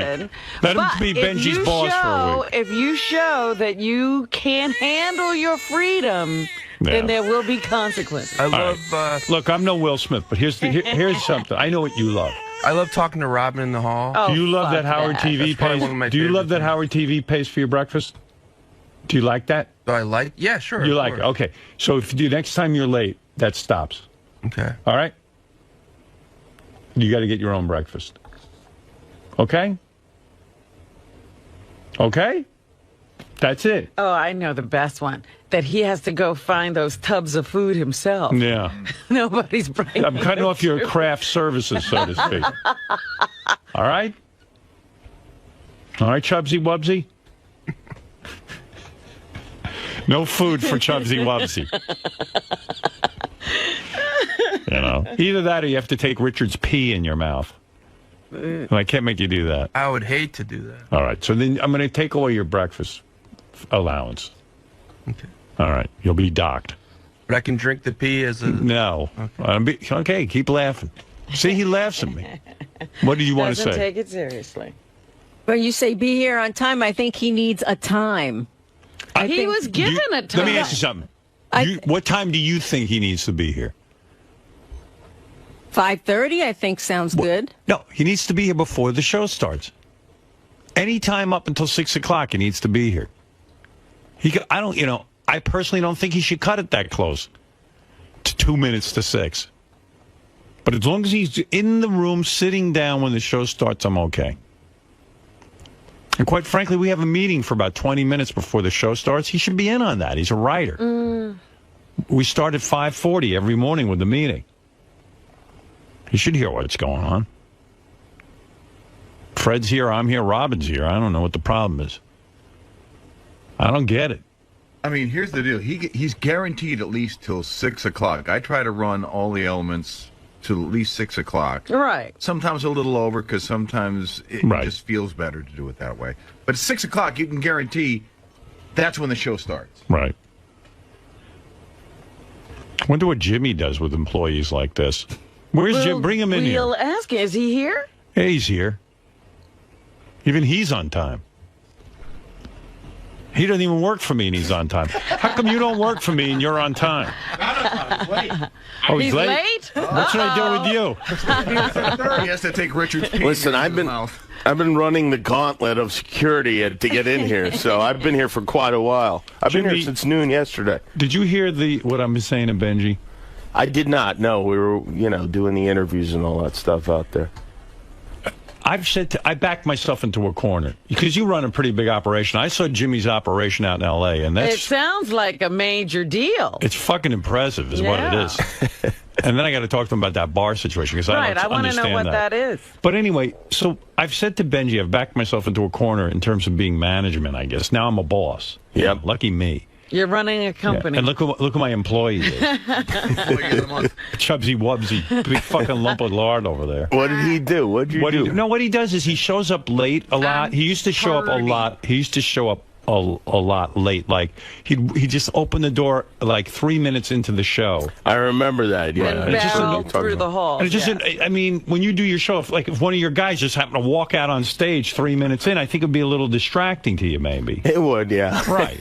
So I've said to the guy like a million times, look, please be here on time. It's very distracting to me when you come in late. And quite frankly, if you're a writer on the show, you should be here at 20 minutes. We have a meeting for 20 minutes before every show. You should be here for it. Sure. But even if you're not, I don't even care. Just don't walk in at 6 o'clock in the morning while I'm talking. Come in early, come in on time. Right. So he said, okay. And then the fucker walks in today late, and like I've said to him, I'm going to fire you if you don't. So now I'm not going to fire the guy. I like the guy. He does a good job. Well, there's got to be something in between firing and. Oh, I found it. We pay for his breakfast every morning. I'm taking that away if he's late again. Now, will you just take it away for the day he's late? No, forever. Oh, wow. Well, that's a good one. I mean, really. I don't know that's such a big penalty. I mean, how much can he eat for breakfast? First of all, well, come on. Look at the size of him. Robin. What should I do, waterboard him? He's not you, Robin. Do you have any employees that you have to discipline ever? Yeah, I do. Well, for me, it's a bigger problem because I do not command the authority or respect that you do. I don't. That's the thing. Nobody respects me around here. The comparison, though. I mean, people will... for me, I've hired a lot of family members. I have friends from, my block. I was backstage at Jimmy's show. The first person that comes up is this woman, lovely woman. She's Jimmy's cousin. Right. You're My kidding. cousin Mickey, yeah. Your cousin Mickey. And she's nice, and she's the one who's producing Beth's segment. Then I see cousin Sal. Uh-huh. And cousin Sal is a writer on Jimmy's show who's, he's actually come to my house and stuff. But he's there, he's working. Then I go up in the elevator, Uncle Frank is the guy on camera and it's the security guard. I'm like the Wayans family. Yeah, it's like, in some ways I think it's beautiful, like that you're that connected to your family, and the other way I feel like Jimmy is a good guy, but he must resent the fuck out of all of them on some psychological level. Yeah. I really don't, because the people that work at my show my family members are like the best employees there. They set an example that it makes it hard for the other ones. You know, people can't screw around when they see that my actual family members are there and working harder than they are. But how can you fire? Let's say Sal isn't pulling his weight as a writer, and I know Sal's like a lovely guy. But let's say he starts to really kind of shit things up, and you only get so much budget from ABC, right? And you need good writers. I mean, you crank out material every fucking day, and it's scripted, and that monologue up front, and the clips, and all that. And like all of a sudden, like Sal's not pulling his weight. You can't get rid of him. Right, but you have to remember that, Sal's been with me way before this show, so I had a long testing period before I got to hire him. So he worked with me when I was on the radio, and he worked with me on Win Ben Stein's Money and The Man Show and Crank Anchor. So I knew he could do it by the time. But I was even thinking, like with you and Molly now being a couple, and she's co-head writer, you could. What happens if you guys break up? That'll be weird, too, because, you know, don't you think? Isn't that additional pressure? Yeah, it is, yeah. We'll just try not to. Do you guys ever have, like, moments of, like, you know, agitation with each other? How do you discipline Molly? How do you do that? Like, have you ever like said, like, hey, Molly, you're writing some shit for the week, but you can't say that she's your girlfriend. But she doesn't, though, so luckily I'm saying she's probably going to be more, you know, you're probably going to run more into trouble in your personal life. Now, how does that work out at work if you've had a little thing and now you got to go work together? We don't really have a problem with that. I don't know. Hasn't come up yet. Okay. I run things with an iron fist over there. That's the thing with you, because I was thinking about, like, let's say Molly does something wrong. I don't think you can say anything. Molly's never done anything wrong in her life, so I think I'll be all right. She is a goody two-shoes. Yeah, definitely. You're happy with her, man. Yeah. You should see him. He's like he's all physical with her, and he's like a man in love. Oh dear. Yeah, get in the car. I push her. yeah. He's like, you know, he's like Ike Turner. Oh God. Takes out the shoe. Off the shoe, the boot. Yeah. I like this girlfriend. Good. I'm glad. Well, I like your wife as well. Beth is lovely, and you guys email each other a lot. It sounds like you two are friends. I think they're more than friends. I think they're going out. Oh, really? Well, you know, it's every minute. I love Jimmy. I love Jimmy. I love Jimmy. I go, you love Jimmy too fucking much. Maybe I ought to look in on this. She really loves you. Well, I love Beth, too. Yeah, we do. We send emails and stuff. And sometimes I feel like you're very, very busy. And if I have a question for the two of you, I will just ask Beth that question. By the way, I appreciate that. I really, truly do. She goes, Jimmy is doing this for the party, and this one's coming. I go, how come I'm not in on these discussions? She goes, because you don't want to be. Right. And then you're like, yeah, you're right. It's better not to have been on those discussions, because there's a whole thing with who was invited and who wasn't invited. And, hey, thanks for not inviting me. I mean, this party became... I really cannot possibly explain what it was like. It was like Oprah was visiting town and coming to my house. I mean, it was crazy. First of all, I had no idea that I had that much juice in L.A. Like, I mean, you saw it. I was being chased by paparazzi. I've never seen anything like it. I have to say, I've never seen the craze with aggression. You've got to come more often, because the fact you haven't been there for 12 years or whatever it's been has made people like, I mean, it was crazy. It was crazy. I swear to God, I've never seen it. I didn't expect it. I love the Rodeo Drive story. Oh, I told that whole thing yesterday. Yeah. But meanwhile, I go to meet Jimmy for dinner at this Italian place. Really good place. What's the name of that place?